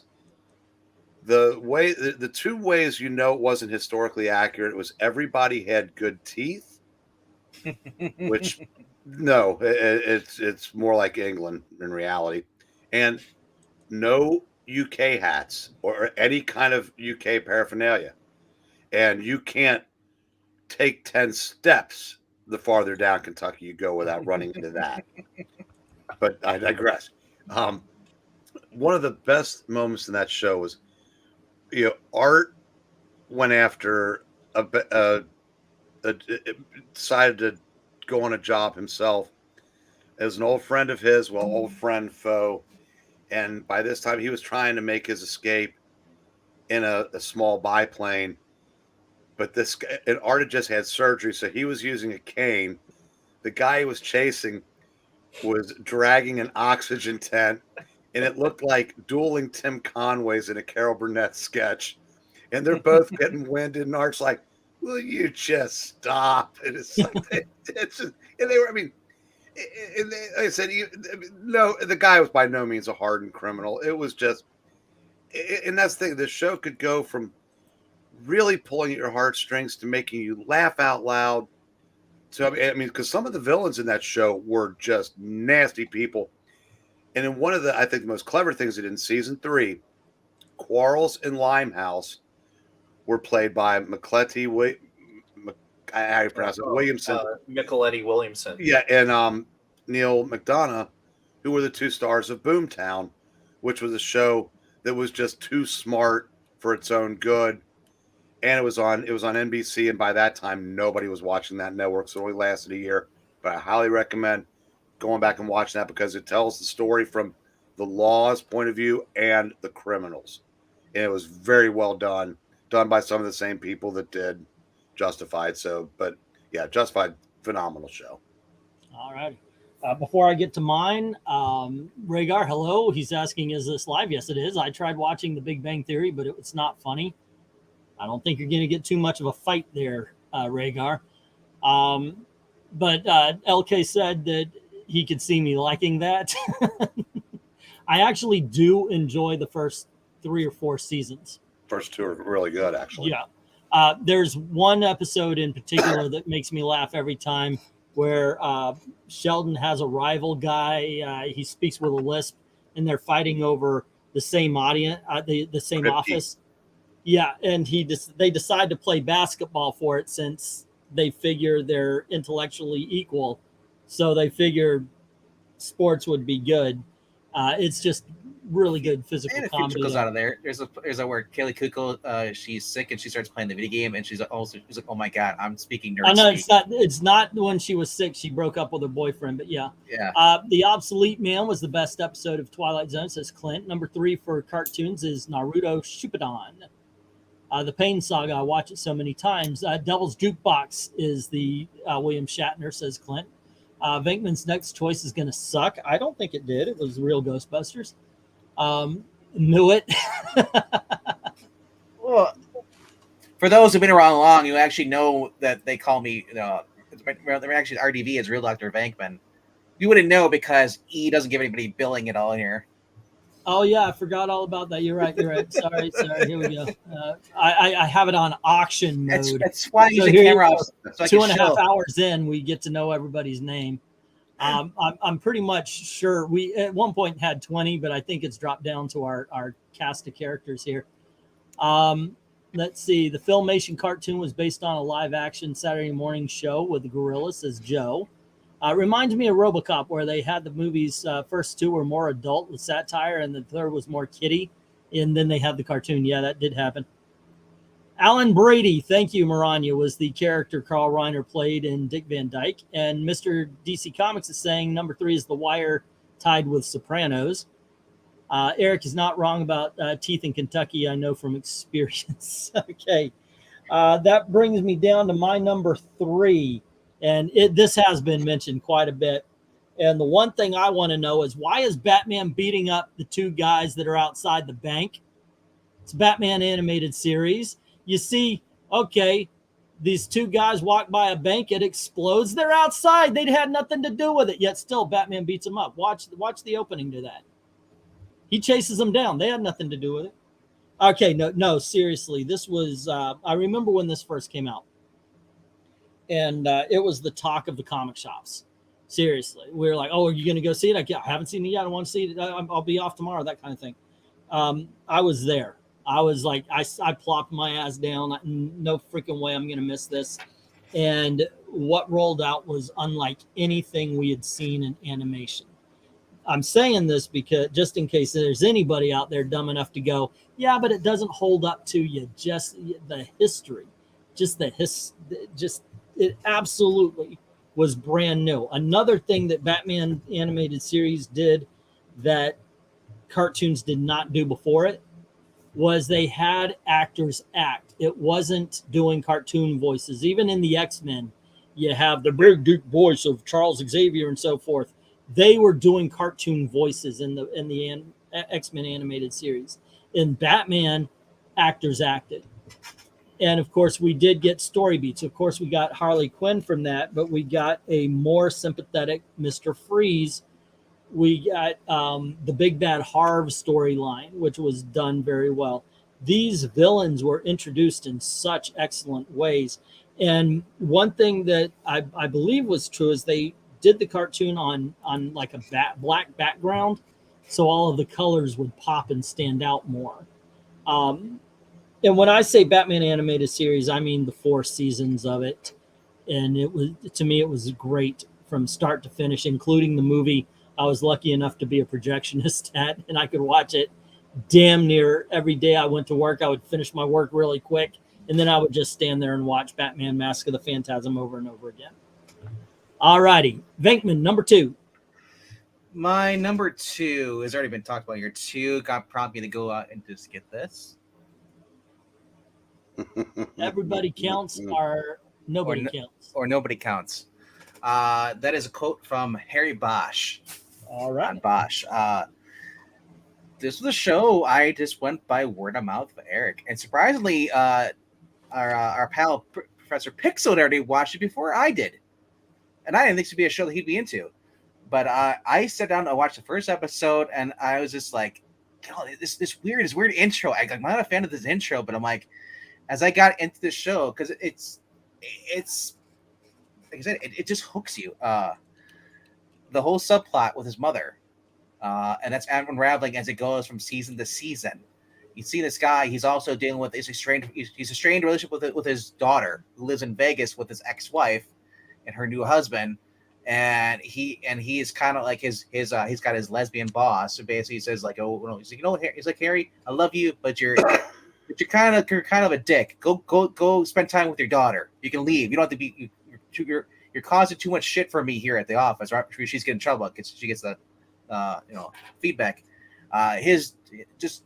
Bosch is this guy. He's got this fancy home because it's up on the hill. It's extra, and they show you the house, everything, and he only got because he basically sold rights to a story that he served in the Special Forces. Yeah, it's kind of a play on it's the first book, The Black Echo, Yeah. which is one of the books from the series. So it's kind of like Yeah. a nod and a wink. Yeah. So overall, though, like I said, this guy, he's straight to the book, and even though he's told to drop the case, he won't drop the case. He's like, he's like, why the hell am I here then? These people are either somebody's brother, somebody's kid, somebody's mother, father. It's like, and if you're telling me to let this case go, then why the fuck do I care about anything like that? Because so he said everyone counts or nobody counts, And Crate and Barrel, I mean, are just like I said, I love those. There's two older cops, and they're his backup, and they are just a riot. They're always sarcastic. They're always, they are like basically if you had a family reunion, these are your two uncles. They come over and they you just want to like spend time with them because they're just so much fun. Every great show that has to do with cops, it has to have a backup, a Crate and Barrel.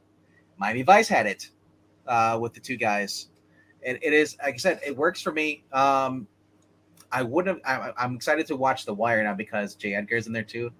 I Justified opened the door for me, and then watching Bosch, I am just gonna point where I'm just gonna start watching all the cool shows. And when you say cool shows, I'm not saying CSI or Criminal Minds or Bones. Sorry. Yeah, and one thing, if I can ask him real quick, and a lesser show, Crate and Barrow would have been buffoons. Yes, but they are very capable, policemen. They're and giving serious love. Again, another thing that makes that show work so well. All right, okay. My number 2, again, one that's been mentioned multiple times tonight, so I won't go too much into it, is The Twilight Zone. All right. Again, you talk about, I can't really think of a bad episode. This is, again, what makes the show near timeless is so much of it is just telling morality tales. And just little twists, and just wonderful writing. Some of the best writers that came through the 60s and 70s writing the shows. And again, acting top notch. And I remember, I definitely, especially for several years, when the Sci-Fi Channel would run their annual Twilight Zone marathons. I want to say is that the Memorial Day? Fourth of July they did too. Or Labor Day marathon, and just wind up sitting there watching 10, 12, 15 Twilight Zone episodes in a row, or looking through the schedule going, oh yeah, I want to see this one, I want to see this one. So you guys have named off so many classics, but yeah, it's again one of the best things that's ever been on television. Absolutely. All righty, Eric, you're number 2. The Wire. Wow. Okay. There's a reason why it's not number 1, and I'll get to that when we get to number 1. It's basically the drug trade in Baltimore in the early 2000s, and The Wire is basically the law trying to keep up with the drug dealers. Because back when pagers were a big thing, but it showed that the difference between cop and criminal wasn't always as stark as you would believe. And a lot of these people, they knew each other, off the job type of thing. And there were different criminals that they spotlight, like the Barksdales, Stringer Bell, who was played by Idris Elba. And what happens to him? And then he's basically filling the vacuum left by him as a guy Marlo Stansfield, played by the guy that ended up on Bosch. And he's, like I said, it's just like, you think this guy's bad. Well, wait till you get a load of him. But each of the 5 seasons told basically a different story, but there were threads that weaved through the entire series. And there were so many memorable characters. I mean, they would, when they would need, they literally cast thugs and gangsters off the street, and a couple of them went on to become actual actors. And anybody that watched the show knows that Omar's death is one of the most senseless yet chilling but most powerful moments in television history. And I said, if you watch the show, you know what I'm talking about. If you didn't, spoiler, a drug dealer dies in one of the seasons of The Wire. Not unique, but it's a great character study. These people, and the main character, this guy named McNulty, and by the 5th season, he's basically just like a background character. But and how he gets to that point is very interesting, and it was based on the guys that did Homicide, did The Wires, David Simon, and a handful of other people whose names escape me at the moment. But it's one of the that there's a reason why it's at or near the top of every top 100 list. And I don't care what kind. If you like quality television, it's worth the investment. Yeah, I want to watch it. I never have. I've said that so many about so many of y'all's picks. Nice, but Clint. I have noticed, by the way, that you have a lot of. I did not think that you would have so many modern TV shows. I'm the classic guy here. I'm actually shocked at that. Realistically, comedy evolved much quicker on television than drama, because the better dramas of those of like the 60s and 70s don't hold up to what that is true. People have been able to do with them now. Whereas comedy, there are now so many fucking rules imposed on it that the best comedies are in the rearview mirror because you can't make them anymore. Now, one of the things that I think that leaves off is obviously my criteria for picking is how many times have I put myself through the show. So not a lot of dramas really did hit that spot. So I can actually see that. As much as I love the remake of Battlestar Galactica, I've only watched it a couple of times. As much as that's just the way it is. Let me get some comments, and then I'll give my number 2. Let's see. We got Mr. DC saying Fresh Prince of Bel-Air. I'm not doing that, man. You said Fresh Prince of Bel-Air. That's your number 2. He's got like 4 titles for number 2. Well, you can't show us tied either. You got to choose one or the other. Yeah, you got to man up. Making Nut up, bro. Right. Let's see. September 5th on Leather Wings aired at 4 p.m. in my town, says Clint. It was dark and cloudy evening in my hometown. It was my first episode, and it hit hard. Correct. Maranya says they did animated cells on black to give them film noir look. Gotham was intentionally dark. Contrast that with Superman, the animated series, which was brighter. And Jim, by the way, that was in my top 20 at first. And then as I worked it, I think it made my top 30. Barney Miller is his number 2. That is a funny freaking show. Let's see. Gotham and Metropolis are literally night and day, says MK. Clint is saying, I raced home from kindergarten, sat there with my Batman backpack still on as I watched, and it scared me out of my mind. Rhaegar is doing the Snyder cut, saying Gotham is Chicago, Metropolis is Detroit. I agree with Gotham kind of standing in for Chicago, but Metropolis is New York. Let's see. Did I just hear Queen Berry? Isn't that the Sailor Moon arch enemy? I have no idea. The Bernie Mac show was one of my favorites, says Mr. DC. I always saw Gotham as more New York originally. Bill and Bob did say they based it off of New York City. Wow, I got a lot of. I've got to skip over, guys. There's just too many. Number 2 is Better Call Saul, says cartoons and comics. Let's see. And Gotham is Baltimore. Okay. Good morning, Baltimore. Sing along, LK. You know the words. All righty. We've been waiting for it. My number 2. Not number 1. I actually thought about it as number 1, but not my number 1. Somebody save me. You were waiting for it. You asked me way back. Why has nobody mentioned it? Because it's my number 2 best show of all time. The reason I ask is that's all I ever freaking hear is people say, "Oh, I love Smallville." Save us. Smallville's awesome. Smallville's awesome. Where is it? It's at number 2, and I'll tell you why. You're the only one that says Smallville. Oh I no, want to hear this. I loved this show. Now it's number 2 because, as I said, how many times do I go back to it? And this was literally a show. I bought the first season and I watched it through more than once in the first year. And then when I got the second season, I watched season 1 and season 2.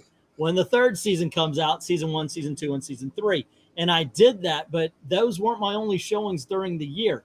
I love the characters on Smallville. I got to admit, though, I'm one of those people who are like, when Lois Lane showed up, yeah, but you got Chloe. Why didn't you need Lois Lane? Let her be in Metropolis. For right now, you're in Smallville. Let it be Chloe. Who knew was that young lady was so freaking lost, though. But the character was awesome. And I like that they continued her on, because a couple of times she was supposed to bite it, but fans said, no, don't do that. I like how they brought in most of the villains. Now, granted, like everybody else, I see season 9, I believe it is, or no, season 8, the one with Doomsday is the weaker one. But I like the fact that they had a villain of the year where you would have smaller villains throughout. And of course, that one was the major one. I liked when they found the caves and they brought in Christopher Reeve right before he died. Excellent storytelling. And in all honesty, the first season is Monster of the Week. But once it gets to season 2, there's a story to be told, and it's told throughout until season 10. Lots of fun. The Lex Luthor, the Christmas episode where he falls in love with Lana, and then afterwards, of course, at the time, Jonathan Kent is running for mayor, and Lionel Luthor and he have an argument, and Jonathan Kent has his heart attack. Very powerful show, very well written, just a hell of a lot of fun. And like I said, I have watched this show a lot. I feel like if the other like heroes like, dude, this is your show, you're called the Blur, they just did this troll Clark the whole entire time. Yeah, they did. The problem I have with that, of course, is if you call him the Blur for 3 seasons, his name is the Blur. It's not going to be Superman. It's going to be the Blur. The Flash is like, what the hell? But I'm very good. Like the other show, the other big superhero show in my, or at least live action in my top 20 was Gotham, which is also one that LK and the Black Pill shat all over when it came out. But this explains so much, doesn't it, Breen? But still, I'm able to look. I'm able to look at it as its own animal. And this was an excellent freaking show to watch. And there's this one girl, she could teleport. And it's this is the episode Chloe finds out Clark's Superman. She may be the hottest girl that's ever been on TV. Seriously. Anywho. Real quickly, let's talk about where Gotham is in real life. I believe it was according to the 1990s like DC handbook, they said that Gotham was New Jersey. But then again, other people said, I guess before I posted in there, Gotham is New York at night. There you go. The crime. And Metropolis is New York during the day.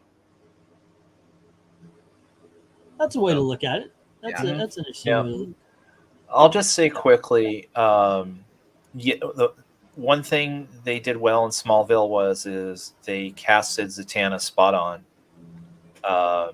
And now I'm blanking on the actress's name. But although I see Deathstroke being Serena Swan, that's it, or Serena Swan. Yeah. Was perfect as Zatanna, and we could have used more episodes of her. And I will fight to the death to say that Chloe and Lana should have been switched around. The show lost so much when the character of Lana left, and Kristen Kruk wasn't that great an actress anyways, but it should have been Chloe should have been Lana all the way through, especially the way the storyline went. Yeah, so having her be Lana and still being part of the paper being in Superman's life. I just want a hot redhead with freckles as Lana. That's all. There you go. Jim is saying Smallville turned me off by casting Lana. Should have been leggy redhead, race swap, peace rock. Well, they race swapped Lana as well. She was Asian. Yeah. The elder Luthor was more interesting than Lex. Exactly. Lionel Luthor, and this is how they wrote it. And Lionel Luthor was the villain that Lex will become. At the beginning, they really, and this is a strength of Smallville. is that they really wanted to have it become a tragedy when Lex Luthor turned bad, and now you have the two friends as enemies. And so for the first, 4 or 5 seasons, they had Lex Luthor and Clark really close friends. In season 6 and then 7, that's when everything turned, and they became rivals. The best episode is when John Schneider's friend from Dukes of Hazzard came out and they did the little car chase. Yeah, they had a Tombow bat where they did. Yeah, that was pretty funny. Oh, you're gonna have to jump in the window. The door's stuck. I love the fact that they gave that line. And I'll still never forgive him for that Jimmy Olsen nonsense. Well, like I said, season 8, or no, yeah, that was season 8, I believe. That was but not. At least Jimmy was white, and like the Supergirl show where they clearly did like, yeah, I'm a buff black guy. It's like John Henry. Hey, But here's the thing. There's a lot of roles and only 2 Ashmores. Come on. Right. Let's see. Swan's Zatanna is better than Swan's Medusa. Kristen Crook, wasn't she in that great Chun-Li? That movie was freaking the bomb. Oh wait, no, it bombed. Carter Hall, Man Michael of Steel Shanks. made the same mistake with Lois Amy Adams as Lois. She looked more like Lana. Smallville's Green Arrow and Hawkman should have gotten a spinoff show. I absolutely agree. Weirdly enough, at the same time Smallville was out, they did an Aquaman pilot that stars what was his name? Utley, the guy who played Green Al Arrow. Richardson. Justin Hartley. Yeah, Justin Hartley. Yeah. Oh, yeah. No, Hutchinson, the guy who ended up playing Hawk and then Reacher, he Aquaman, played yeah. Aquaman, but in the spinoff, it was the dude who played Green Arrow in Smallville. But I agree. The Hawkman they had looked awesome. And that one scene where he dives out the window, wings fly, a flame, that was awesome. That was a great shot. Michael Shanks was an awesome asshole compared to his Daniel character. They screwed up the Doomsday season, which is the one where they screwed up Jimmy Olsen. But Sam Witwer. Also, I got to say, if I'm talking about weaknesses as well, they cast Deathstroke. Of course, Deathstroke's got gray hair in the comics, but he's not fat and out of shape. The commander, the second in command in Battlestar Galactica, was cast as Deathstroke. And no.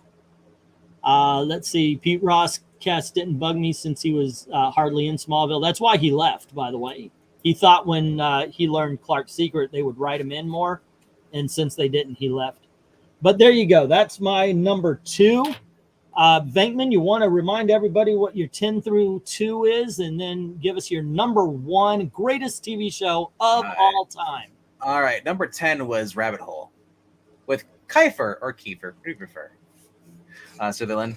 Number 9 was Lois and Clark, New Adventures of Superman, Dean Cain show. Probably the best live action Superman show you're going to watch. Oh, second. I would say because it's the John Byrne. You don't need anything else. Going to number 8 is IT Crowd. Fun series. It's still on Netflix. Go check it out. Number 7 was Batman Animated Series. Then number 6 was Boy Meets World. 5, Home Improvement. 4 was Justified. 3 was Real Ghostbusters. And my number 2 was Bosch. So my number 1 show, and you can say recency bias, but to be fair, I've been told this show is the best show that's been around. It stars Rob's favorite freaking actor of all time. It is Miami Vice. It is. Okay. You just discovered this show. I've known about it, but I've never sat down and watched more than 1 episode. So that I recently, within the past month, started watching this show, and my God, it is the perfect setup. Every single actor on there. How many celebrity guests you had on there? You had freaking the guy, Giancarlo Esposito. You had the guy from who played Perfect Strangers. He was Larry, who was in there. It's just great seeing all these different people in there at this, and it's another one of those shows. It's like I think of like a Rush Hour, which is which is kind of set up, 2 guys who don't really get along. Tubbs is a guy, he's a new detective, hell bent on getting his brother's killer. This show was very pro-American. You can't, unlike some of today's shows, they got away with a lot of stuff on the television. the whole intro is pretty much girls in bikinis in Florida, man. And it is, if you're flirty and you do not love this show, you need to leave the state. Well, we are moving to Indiana. I actually enjoyed this when it was on. The music, every single episode had one of the hits or just songs of that year. In 1984, going all the way to it was a 1992 or 91 is when it finally ended. It went for 5 seasons. Mm-hmm. But honestly, it is just fun. It is Michael Mann, who basically did what was the one he did with James Caan? It was Thief is the movie. Thief, yeah. So going from that, and then you go to this, and it's like every single shot matters. The funny part, though, I gotta say, though, the 2-part pilot in the first 2 episodes is when they're running the turns, the hubcaps come off the bad guy's car, and then suddenly they're back on. I thought it was kind of funny, but it was just them. Either the boats going to go, they're going out of country, or they're going undercover in the hick parts of the Everglades. It's just fun, man. It's I didn't realize that Don Johnson was 35 years old when he was on that show filming it. I guess smoking makes him a lot older than he is. But everyone on there, and like I said, we talk about Crate and Barrow over on Bosch. You had I think it was Sitwick and Deals were the backup guys. They basically were the first Crate and Barrels. They were there. They're the jokesters, but they actually had some serious parts. They even got their own episode towards the end of the first season. It is Edward James Olmos, as we're being brought up, and by Ash, went on after this to go on to being in Battlestar Galactica, which was a really good show too, as well. Yeah, he was in a lot of stuff. Even when Miami Vice was going on, he was in Stand and Deliver, and he got an Oscar nom. Watch Edward James Olmos in Wolfen. Yeah, plays he's totally a different character, and then you see him on Miami Vice. Real quiet, real soft spoken, and so it's like this guy's pissed off all the time. You can tell he's like, and then you find out that he's a war vet, and no nonsense. Like I said, I can't think of a better show with just every episode just don't really necessarily connect to each other, but it's just fun. It just shows you that you could have fun, and you can smoke indoors. Crockett's, he's a good guy. He's getting laid every episode. he's get the nice Ferrari. Yeah, they tried to make him into Billy D. Williams. Every banger episode, every the songs. Phil Collins, In the Air Tonight. It's just every song you love in the 80s is Smuggler's Blues was big off of that TV show. Glenn Frey appearing in there. Glenn Frey doing Into the City in the City. You Belong to the City is the first episode of the second season. It is just a well produced show. And what were you gonna say, Eric? They say in one of the episodes of The Americans, when Elizabeth is whacking somebody, they do it to it's a montage done while In the Air Tonight is playing. So that's it's one of those things, or these guys going to cover. Like I said, there's just serious elements to this, where and like I said, you are just I'm basically clung to my seat just watching this. Every single minute, matters. It's not just like, oh, we're gonna throw some filler in here. No, everything is just written well. And like I said, I haven't come. It's hard to. I love Bosch. I love Justified and some of the other shows, but going back to Miami Vice, man, they just had they had no restrictions on what they could do on the show. There wasn't this woke culture. At the time, they were trying to push the envelope. Boundaries. Hill Street Blues came out, and Miami Vice followed. So they were trying to break a little bit of the chains they were tied in. LK, how about you? What? Let's hear your 10 through 2. And then what is your number one show of all time? My number 10 is The X-Files. Number 9 is Monday Night Football. Number 8, The Simpsons. Number 7, The Sopranos. Number 6, South Park. Number 5, Justified. Number 4, Columbo. Number 3, The Dick Van Dyke Show. Number 2, The Twilight Zone. And my number 1 I know some people are going to consider it a cop-out, but I think it's the pinnacle of our era of prestige television, and that is Breaking Bad. All right. Just as a quick, kind of synopsis, this was a show I did not start watching immediately when it was on AMC. I had heard about it, and it's like, oh, okay, whatever. And then I want to say it was between seasons 2 and 3, and there was a bit of a lull. And I'm like, okay, let me check this out. It was on Netflix. Started watching season 1, and it was the kind of the story, and I kind of chuckled along with it. And you get to the end of the first season, and it was kind of like, okay, this is kind of interesting. As I always like to say that Walter White was the world's greatest drug manufacturer and the world's worst drug dealer. And if you watch season 1, you'll understand that in terms of he basically makes no money at the end of season 1, but then it just absolutely kicks into high gear starting in season 2, and just became just a can't miss show where I was hooked by the end. I had finished up season 2 and couldn't wait for the new episodes to come out. And where again, you're left with the impression initially where this is a poor high school science teacher. He gets a cancer diagnosis. He's looking for a way to make some money and to save his family. Okay, you can relate, kind of sympathize with him, relate to him. But then as the show gets deeper and deeper, you realize, well, no, wait a minute. He actually was always a bad guy. He just conformed to society, and then once he had that opportunity to break out, he took it. And now we see, at least this my way I have always looked at it, now we see who the real Walter White is.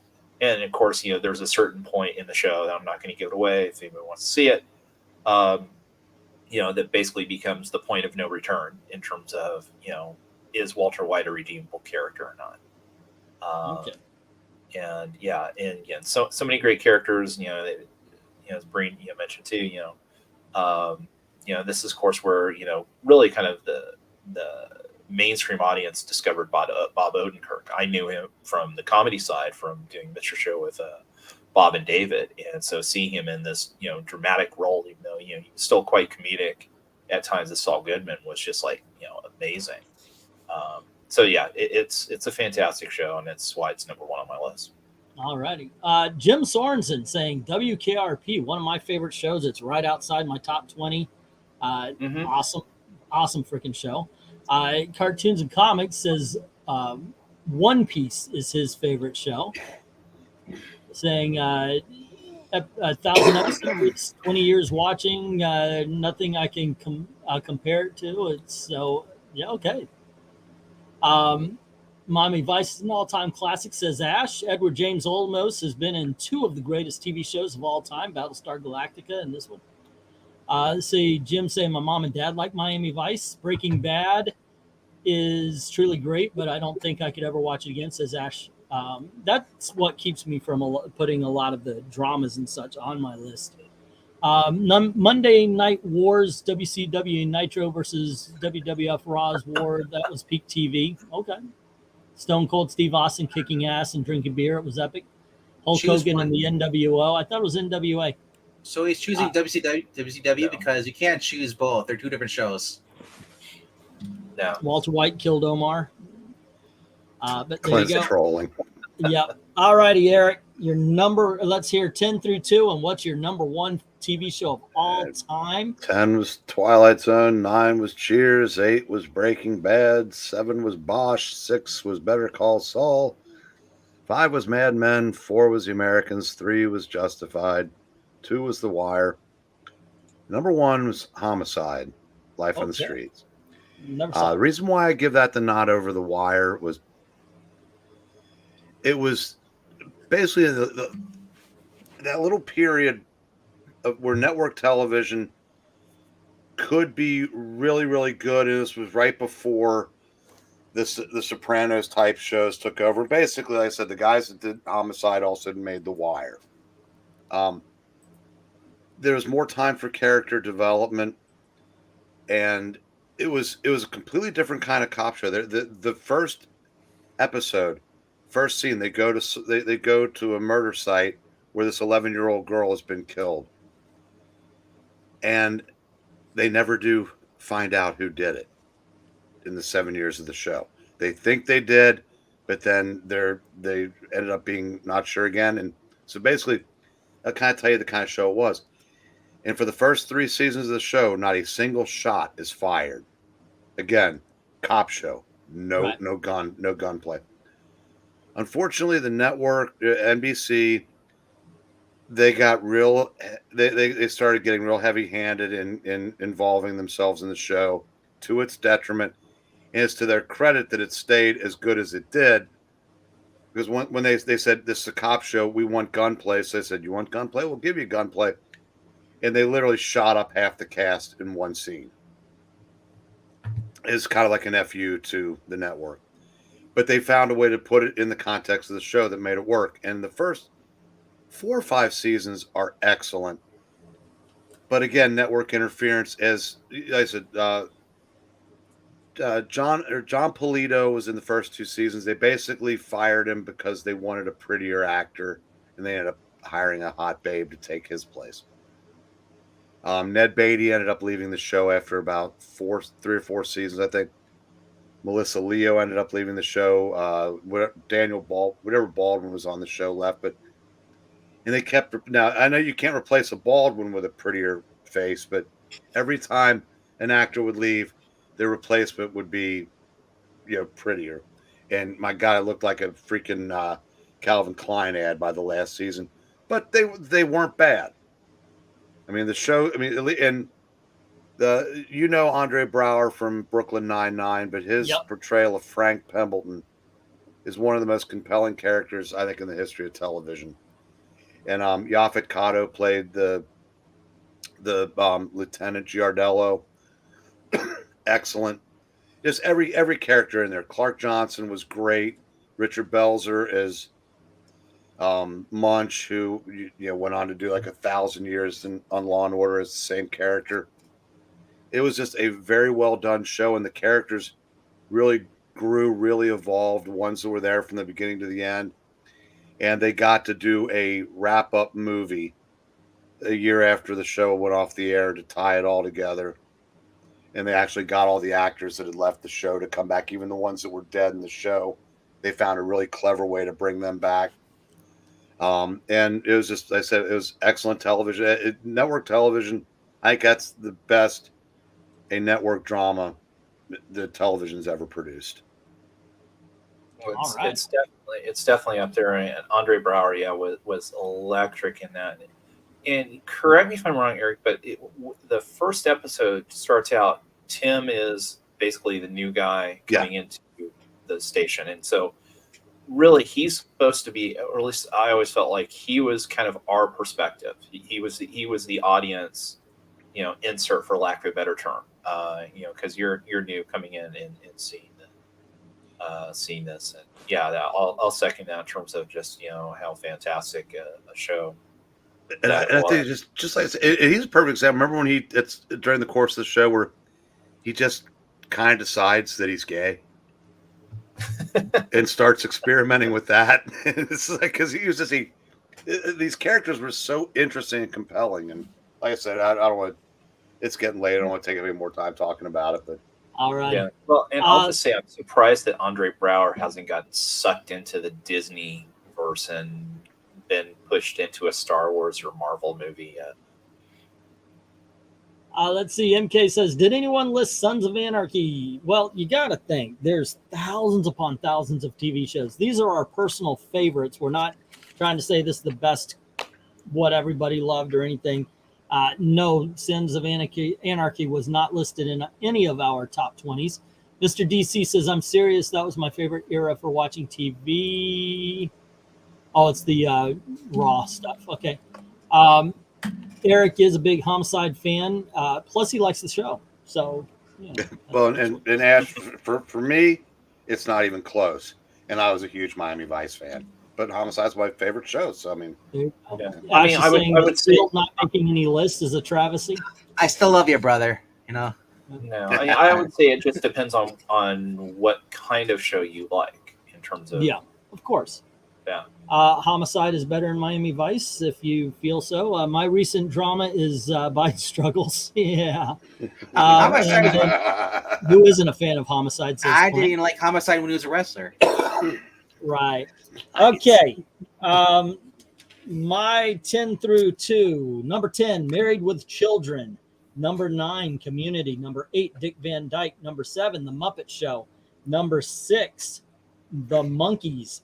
Number 5, Columbo. Number 4, The Twilight Zone. Number 3, The Batman Animated Series. Number 2, Smallville. And I wrestled with where this show should go because, as LK said, it had 10 great seasons. I believe it had 15, and it had 20 good seasons. And from there, it's been sliding down. But none of my other shows had 20 good seasons. So I was like, you know what? I'm still going to respect it, and it's The Simpsons.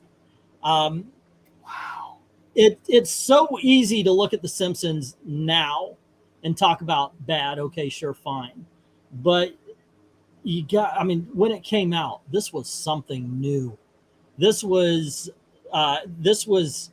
something that just kind of opened up for everybody. Of course, it started off like some shows do, focus more on Bart, and then it became the Homer and Marge show a little bit more. But it wasn't just that it was funny, and it was very funny. It's also that they gave the characters lives. This wasn't a one-off where they just do the same thing over and over and over and over. Sure, every character ended up having their idiosyncrasies, but they were really given 3 dimensions, including Apu, who should not have been banned. And I like I said, I liked it all the way up through season 20. Season 20 freaking years. Not even Saturday Night Live, which has been around for damn near 50, had 20 years worth of being watchable, being good. But yeah, just based on that, based on the fact that it was funny for all those years.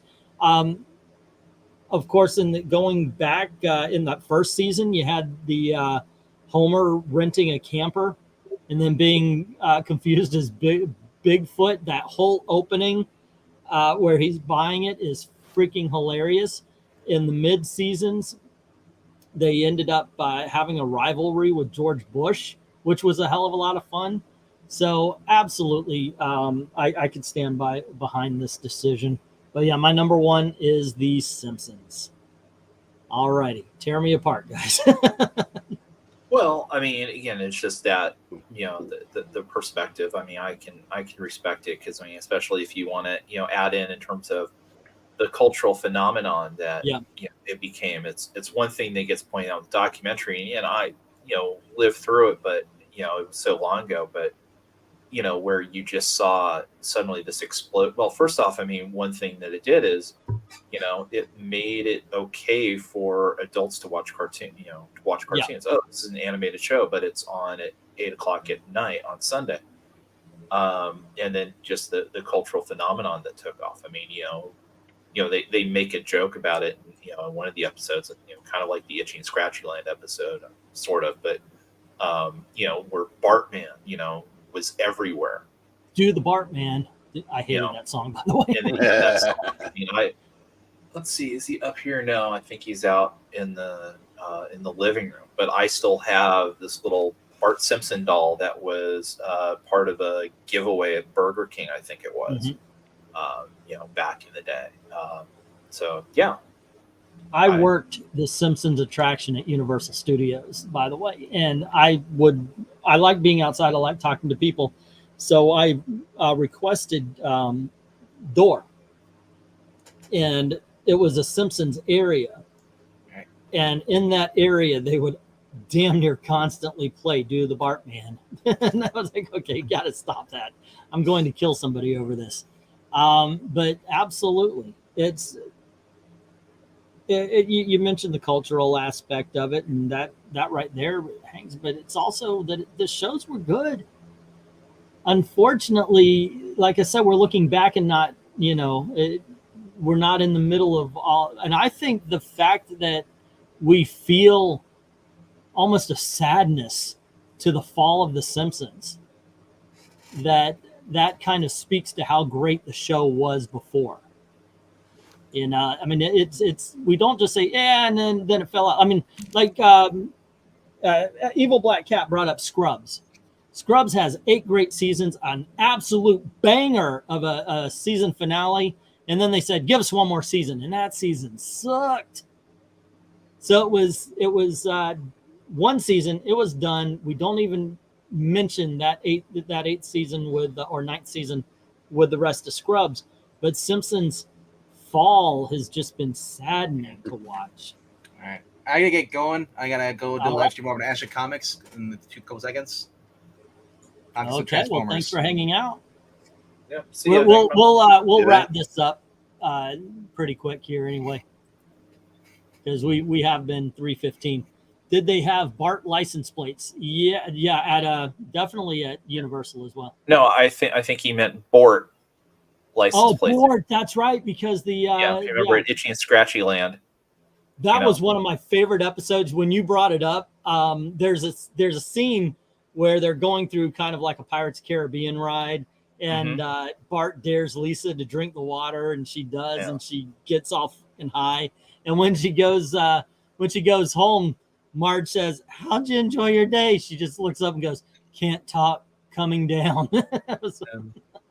Not every day is New Year's Eve. Here comes the countdown. Kill me now. Yeah, I mean, Itchy and Scratchy Land as an episode is amazing, especially with so many of the shots at Disney that they take in that episode. I mean, I still every now and then when I go and park my car, I'll say, okay, let's see. Oh, I'm in the Itchy lot this time. So it's again, as I say, those early years are great. We're talking about these shows. It makes me want to pull the DVDs off the shelf. Let's give it a go. Not just Simpsons, but Smallville, WKRP. Somebody mentioned that. Yeah, just Battlestar Galactica. I've got a whole bunch of DVDs I don't watch anymore because of streaming, but I will not get rid of them because I know as soon as I get rid of them, streaming will go away. But kind of make. Did you guys have that? Like, oh, okay, I want to give this one another go. Well, I've held on to my physical media for that reason. You just never know. Yeah.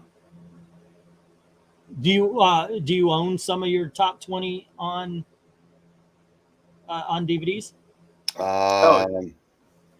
Yeah, well, I mean, I've got the entire series, the Cowboy Bebop series on DVD. I've got several seasons of Most Adventure people hate that Brothers. show. They think it really messes up the cartoon, but you love it, and we should respect you for it. Wrong. I've got a couple seasons of MI5. I've got some MST3K. Hell, I've got some old MST3K taped off on VHS from back in the day. I've got the entire Larry Sanders series. I've got some series of the X-Files. I've got X-Files on both DVDs or CDRs or whatever that I got from a trip in China in 2001. Laser discs. I've got Batman the Animated Series stuff. I've got Simpsons, South Park. I think I've got the entire Columbo, or certainly all the good episodes of Columbo. So yeah, I've got some of it. I don't have much. I've got Firefly. I've got, and that's it for my 11 through 20. That's the only ones I own. Although I am going to get Tales of the Gold Monkey. I've got The Muppet Show, The Monkees, Batman Animated, Smallville, and The Simpsons off of my top 20 list. Yeah, I don't think Bosch is on physical media. I don't have Better Call Saul, but the only thing I don't have in my top 5 is the second half of the 7th season of Mad Men. And I have all the Twilight Zones and first 8 seasons of Cheers, and I have all of Breaking Bad. So, and then I have Greatest American Hero. believe it or not, I'm trying to think of what I've got downstairs. Or I'll mention a couple of late honorable mentions that I kind of thought about as we were going along tonight. News radio, especially talking, both about I forget which comedy you mentioned. They had a couple of short years. being great. The first, I'll say sadly, all the Phil Hartman episodes of News Radio are some of the funniest television that's ever been produced. The characters in there are amazing, and sadly, with Phil Hartman's passing, they tried to give it a go with John Lovitz, and God love him, it just was not the same show. They couldn't pull off what Cheers did. It just kind of cast a pall over the show, sadly. And then Night Court as well. And you talk about personalities. Night Court was must see TV. For me, and it holds up, by the way. Yeah, and and Harry Anderson was just such a fantastic, likable person, and of course, the scuzzball Dan Fielding, was fantastic, and sadly, the couple of episodes I was able to make it through the reboot or bring back or whatever the hell you want to call that thing was just absolute nonsense. I didn't even bother. I figured it's modern day. They're gonna modern day it, and it's gonna suit. Some of the jokes they tried so hard to force them that were just not good. I was like, no. So those were a couple. As long as we're throwing out a couple of those, a show that I'd completely forgotten about that would make somewhere out just outside the top 20 was a show called Rectify. That was about a guy that had spent 20 years in prison who was released based on new evidence, but there was still doubt as to whether or not he was guilty or not. And that's how the show ended, was you never really knew for sure. And it was basically the lives of the people around him. And it was a slow burn. I mean, if you're looking for action, look elsewhere because you weren't going to find it here. But it was, like I said, it was a very well done show. I think they're like 4 6-episode seasons, so there's not a lot of them. But there's Alpha Eagle noticing that yes, a lot of mine were comedies. I mentioned earlier that one of my criteria for picking my top 20 was how many times have I watched through not just a few episodes but the entire series. And a lot of them are comedies over the dramas. Some of the dramas I watch and I go, well, they're very good, but not something I'm too interested in going back to. Now, last week, as far as runner-ups, I did mention WKRP, Fantasy Island, Quantum Leap, I Love Lucy. Also, Daredevil was on the list and then was off the list. Wonder Woman, Batman 66 has actually grown on me more than when I was a kid. I actually love Batman 66 nowadays. Battlestar, How I Met Your Mother, and Remington Steele, by the way. I just love that show. Real quick, I meant to ask you. Okay. Remington Steele was in my also ran list as well. Yeah. Did you order that shirt from Super 70 Sports? I think so. Yeah, it was whatever. I remember. God, this is like 2 years or 3 years old. Yeah, it was. It was a recommendation, that website from you. So I think it was the Super 70s. Yeah, you should check that out. There's a couple on Facebook. They posted one this past week that I am so Polk High. tempted to get. Property of Polk High. That's that one. No. That's tempting. First annual Thanksgiving Day. Oh yeah, the WKRP. Yeah, he's got like a whole Thanksgiving a turkey drop. Yeah, WKRP. Got to take a day to come up with clever sayings and make these T-shirts ourselves. I mean, you can do it on Teespring anyway. Yeah. Did anyone mention Briscoe County Jr. or Buck Rogers? No. However, I think the Wilma report should be at the top of all of our lists. We'll just put that as 0 right on the bottom there. I mean, Batman 66 is getting a museum in Indiana. Go look up writer Jim Beard. He is going to be at the grand opening. That'll be awesome. That's why you're moving there. Exactly. I'm shit. Now that I know it's there, I've got to tell Gail we're moving. Not that she hasn't been saying the same thing. Oh, by the way, I did bring up Herman's Head, MK, earlier today. No, it was Rectify, not Rectify. It was the TV show. Another great show, The Odd Couple. I enjoyed that. That was a lot of fun. Yeah, those It was- one bad. I put and Barney Miller was mentioned. That's another one that has aged very well. It's, Oh my gosh, that's such a funny show even today. In the scene where they eat the pot brownies, not knowing they're pot brownies and such. I always wonder why they didn't bring Abe Vigoda back after the Fish spinoff died in like 2 seasons. I don't know, man. What's his name? The guy who played the priest in Firefly, Tim Reed, when he made a porno. And everybody's like, "Where's the sex? Where's the sex?" And then, it's Ron Glass. Tim Reed. Ron Glass. Okay, sorry. Yeah, Tim Reed was WKRP, but Ron Glass he makes a porno and they're watching it and it's just boring, and then all of a sudden you hear da da da da da da da boom, and they're like, "Whoa!" That show was so fucking funny. Yeah, Well, I mean, the guy I turning will into a mention- werewolf, Barney. Yeah, I'll mention, quickly, because at least for me, I tried to keep most modern shows off my list, because they just don't have enough seasons yet to qualify. But Yeah. two shows that definitely, if they continue the quality that they had and they get a few more seasons under their belt, would be Poker Face, which was streaming on Peacock, That's good. and basically it's as close as you're going to get to a modern day Columbo, and it's that good. And then the new One Piece live action. I mean, that is one of my top 5, just off the top of my head, top 5 shows of the year in terms of just how good it was. And if we get, 2 or 3, hopefully like 4 or 5 more seasons with that level of quality, then it will be one of the great shows of all time. I could bring up the Marvel shows, but because I think for as bad as the bad ones are, the good ones are exactly the opposite. You have the bad ones like Jessica Jones, but Iron Fist is absolutely fantastic. You got like Daredevil, but Punisher is really, really good. Well, season 1 of Jessica Jones was phenomenal. Actually, I put that in my top 10 because I usually go by seasons when I rank them.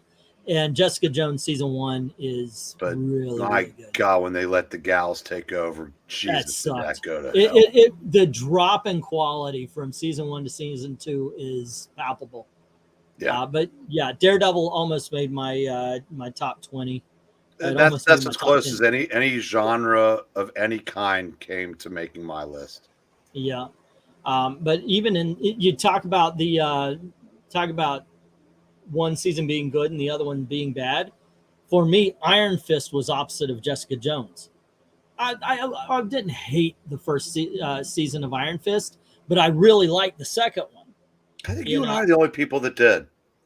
I was really looking forward to season 3 because I liked that the Meacham, the friendship that developed there, because you thought he was going to be you figured he was just going to be a bad guy. And he kind of, and you thought the sister would be redeemed, and it was basically the opposite. And kinda I got to tell you, in the comics, the daughter of the dragon was a very interesting character. Now she's got the Iron Fist. I was good to go. A lot of people are like, they're gonna sex swap. Big fucking deal. You didn't like the first guy in the first place. Why are you complaining about the interesting character getting the Iron Fist? I was hoping season 3 would be him finding a way to get it back. Mm-hmm. And then because you're gonna have that quest and Luke as basically a crime boss, how they were going to resolve that, and then I wanted to see them come together as Power Man and Iron Fist for season 4 and spin off the Daughters of the Dragon. I thought that would have been. It's a shame that blew up because I kind of think that's where they were going. The Clint is pointing out in the first season, definitely Clint, that they should have put a mask on Iron Fist so they could use the stunt double to do the fighting. The thing is, they brought that guy in from Game of Thrones way too soon. He didn't have the proper time to train to actually learn to be that kind of martial artist. So they should have recast. They didn't, but that's what we got. Geek Hero saying, the Turkey Drop episode of WKRP was based on my local Tulsa OK station, Oklahoma, when they dropped $100,000 in ones, fives, tens, and 20s out of a helicopter, and many people jumped in the river to get them. Yeah. Which did I enjoy more, Birds of Prey or She-Hulk? Are you talking about the TV shows, or are you talking about the movie versus the TV show? Because, yes, the answer differs. I like the TV show Birds of Prey a hell of a lot more than I like She-Hulk. The movie Birds of Prey is the cinematic flavor of diarrhea. And by that, I mean if you watch it, you have diarrhea flavor in your mouth because it is that bad. I would prefer to watch Elektra than Birds of Prey. I would prefer to watch Howard the Duck than Birds. I would prefer to watch the Kathy Crosby version of Wonder Woman more than I would the movie Birds of Prey. Why are you naming these good movies in comparison to Birds of Prey? Yeah, they're all because they're good in comparison to Birds of Prey. Yeah. But would you rather reenact the dentist scene in Marathon Man than watch Birds of Prey? I could use the tooth work. Yeah, go get the pliers. I got a cavity going on. I could use it. Yeah. I mean, Birds of Prey is one of those movies that I still was not able to possibly finish. I think I made it through about half an hour before I had said, no, I'm out. It is god awful. It is horribly bad. Horribly bad. No, Alpha, the Birds of Prey TV show was surprisingly well done. And especially when you consider budget. Yeah, and I don't know why it bombed, but it did. So there was no second season. But I got Birds of Prey on DVD too. I mean, it's pretty simple. I mean, the time period that it came out, it was on CBS. CBS did not know how to market or promote. No, it wasn't on CBS, was it? I think it was on one of the offshoots, like whatever UPN that they owned at the time. It wasn't on CBS. Okay, maybe it was on. But they owned the CW or whatever it was. That might have been the WB at the time. Now, do you know the first episode, the kid that's hassling the girl that ended up Dinah on the bus? You know who plays that kid? Aaron Paul. Oh, okay. Morbius or Birds of Prey would be a good matchup. Which was worse? Birds of Prey. Morbius, look, Morbius wasn't great, but it wasn't horribly bad. Birds of Prey was horribly bad. Morbius was bad in a way that was entertaining. The way he drank blood and always flashed his hair back and everything. It was ridiculous. WB. Pardon? Birds of Prey on WB. Geek Hero confirmed that. It is so god awful bad. Well, really Clint was seeing UPN, Geek Hero saying WB. Well, so okay, so I think it was WB. Show, but UPN was like a year or two after that for a couple of years, because I think that's what Buffy's last season was on UPN. Yeah, but it just hit that time period. Not a lot of people were watching. It's sadly, it's not a surprise that it didn't get a season. I've got many shows that I enjoyed that didn't get more than one season or two seasons. I mean, best 1 year show, that's a stream for another day too. Yeah, but I'm going to tell you can argue other shows, but I'm just going to say Terriers and I win. But that's Terriers is right there. I would also throw up Almost Human, but for the sci-fi bit. But I said it's 12:20. I haven't eaten yet, so I'm going to have to go do something. All right, Gail just walked in the door, so may I plug something real quick before we go? Go on ahead. The video I made with Wes today is going to be released as a premiere tomorrow at noon. And if you want to, take pot shots, ask Wes and I will both be there, in the live chat. All right, tell him he should have me on for something. I don't care. I need absolutely I need the boost. Try to get this channel going in the right direction. And two, I wouldn't mind debating and or chatting about something. Yeah, the last time I was on. I thought. Say again. I said I didn't end up being as salty as I would have liked to have been. Maybe you got rid of some of the salt off the cracker when you were on here talking about it. I think I only ended up dropping 2 F-bombs. Oh, there you go. But I mean, Doc does that during the intros.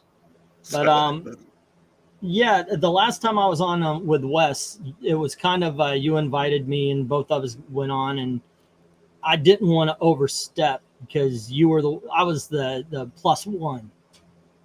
So I kind of kept my mouth shut on a few things, but there's a lot to talk about these days. It would be kind of fun. Anywho, let's see, guys. Tomorrow we have the Marvel superhero game at 10:30. I do believe that the Geeky Puppet Show is doing their weekly, hey, this is coming out and it looks good video.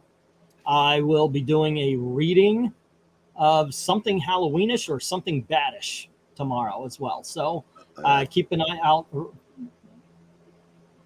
I forgot. I'm cheating on the puppets tomorrow because I will be on Popped by Culture with Josh McDonald and Joe Corallo. There you go. Wow, you're really getting around, Green. Lots of choices tomorrow for your. Yeah, a lot of stuff. I love comics. You know, current cast members.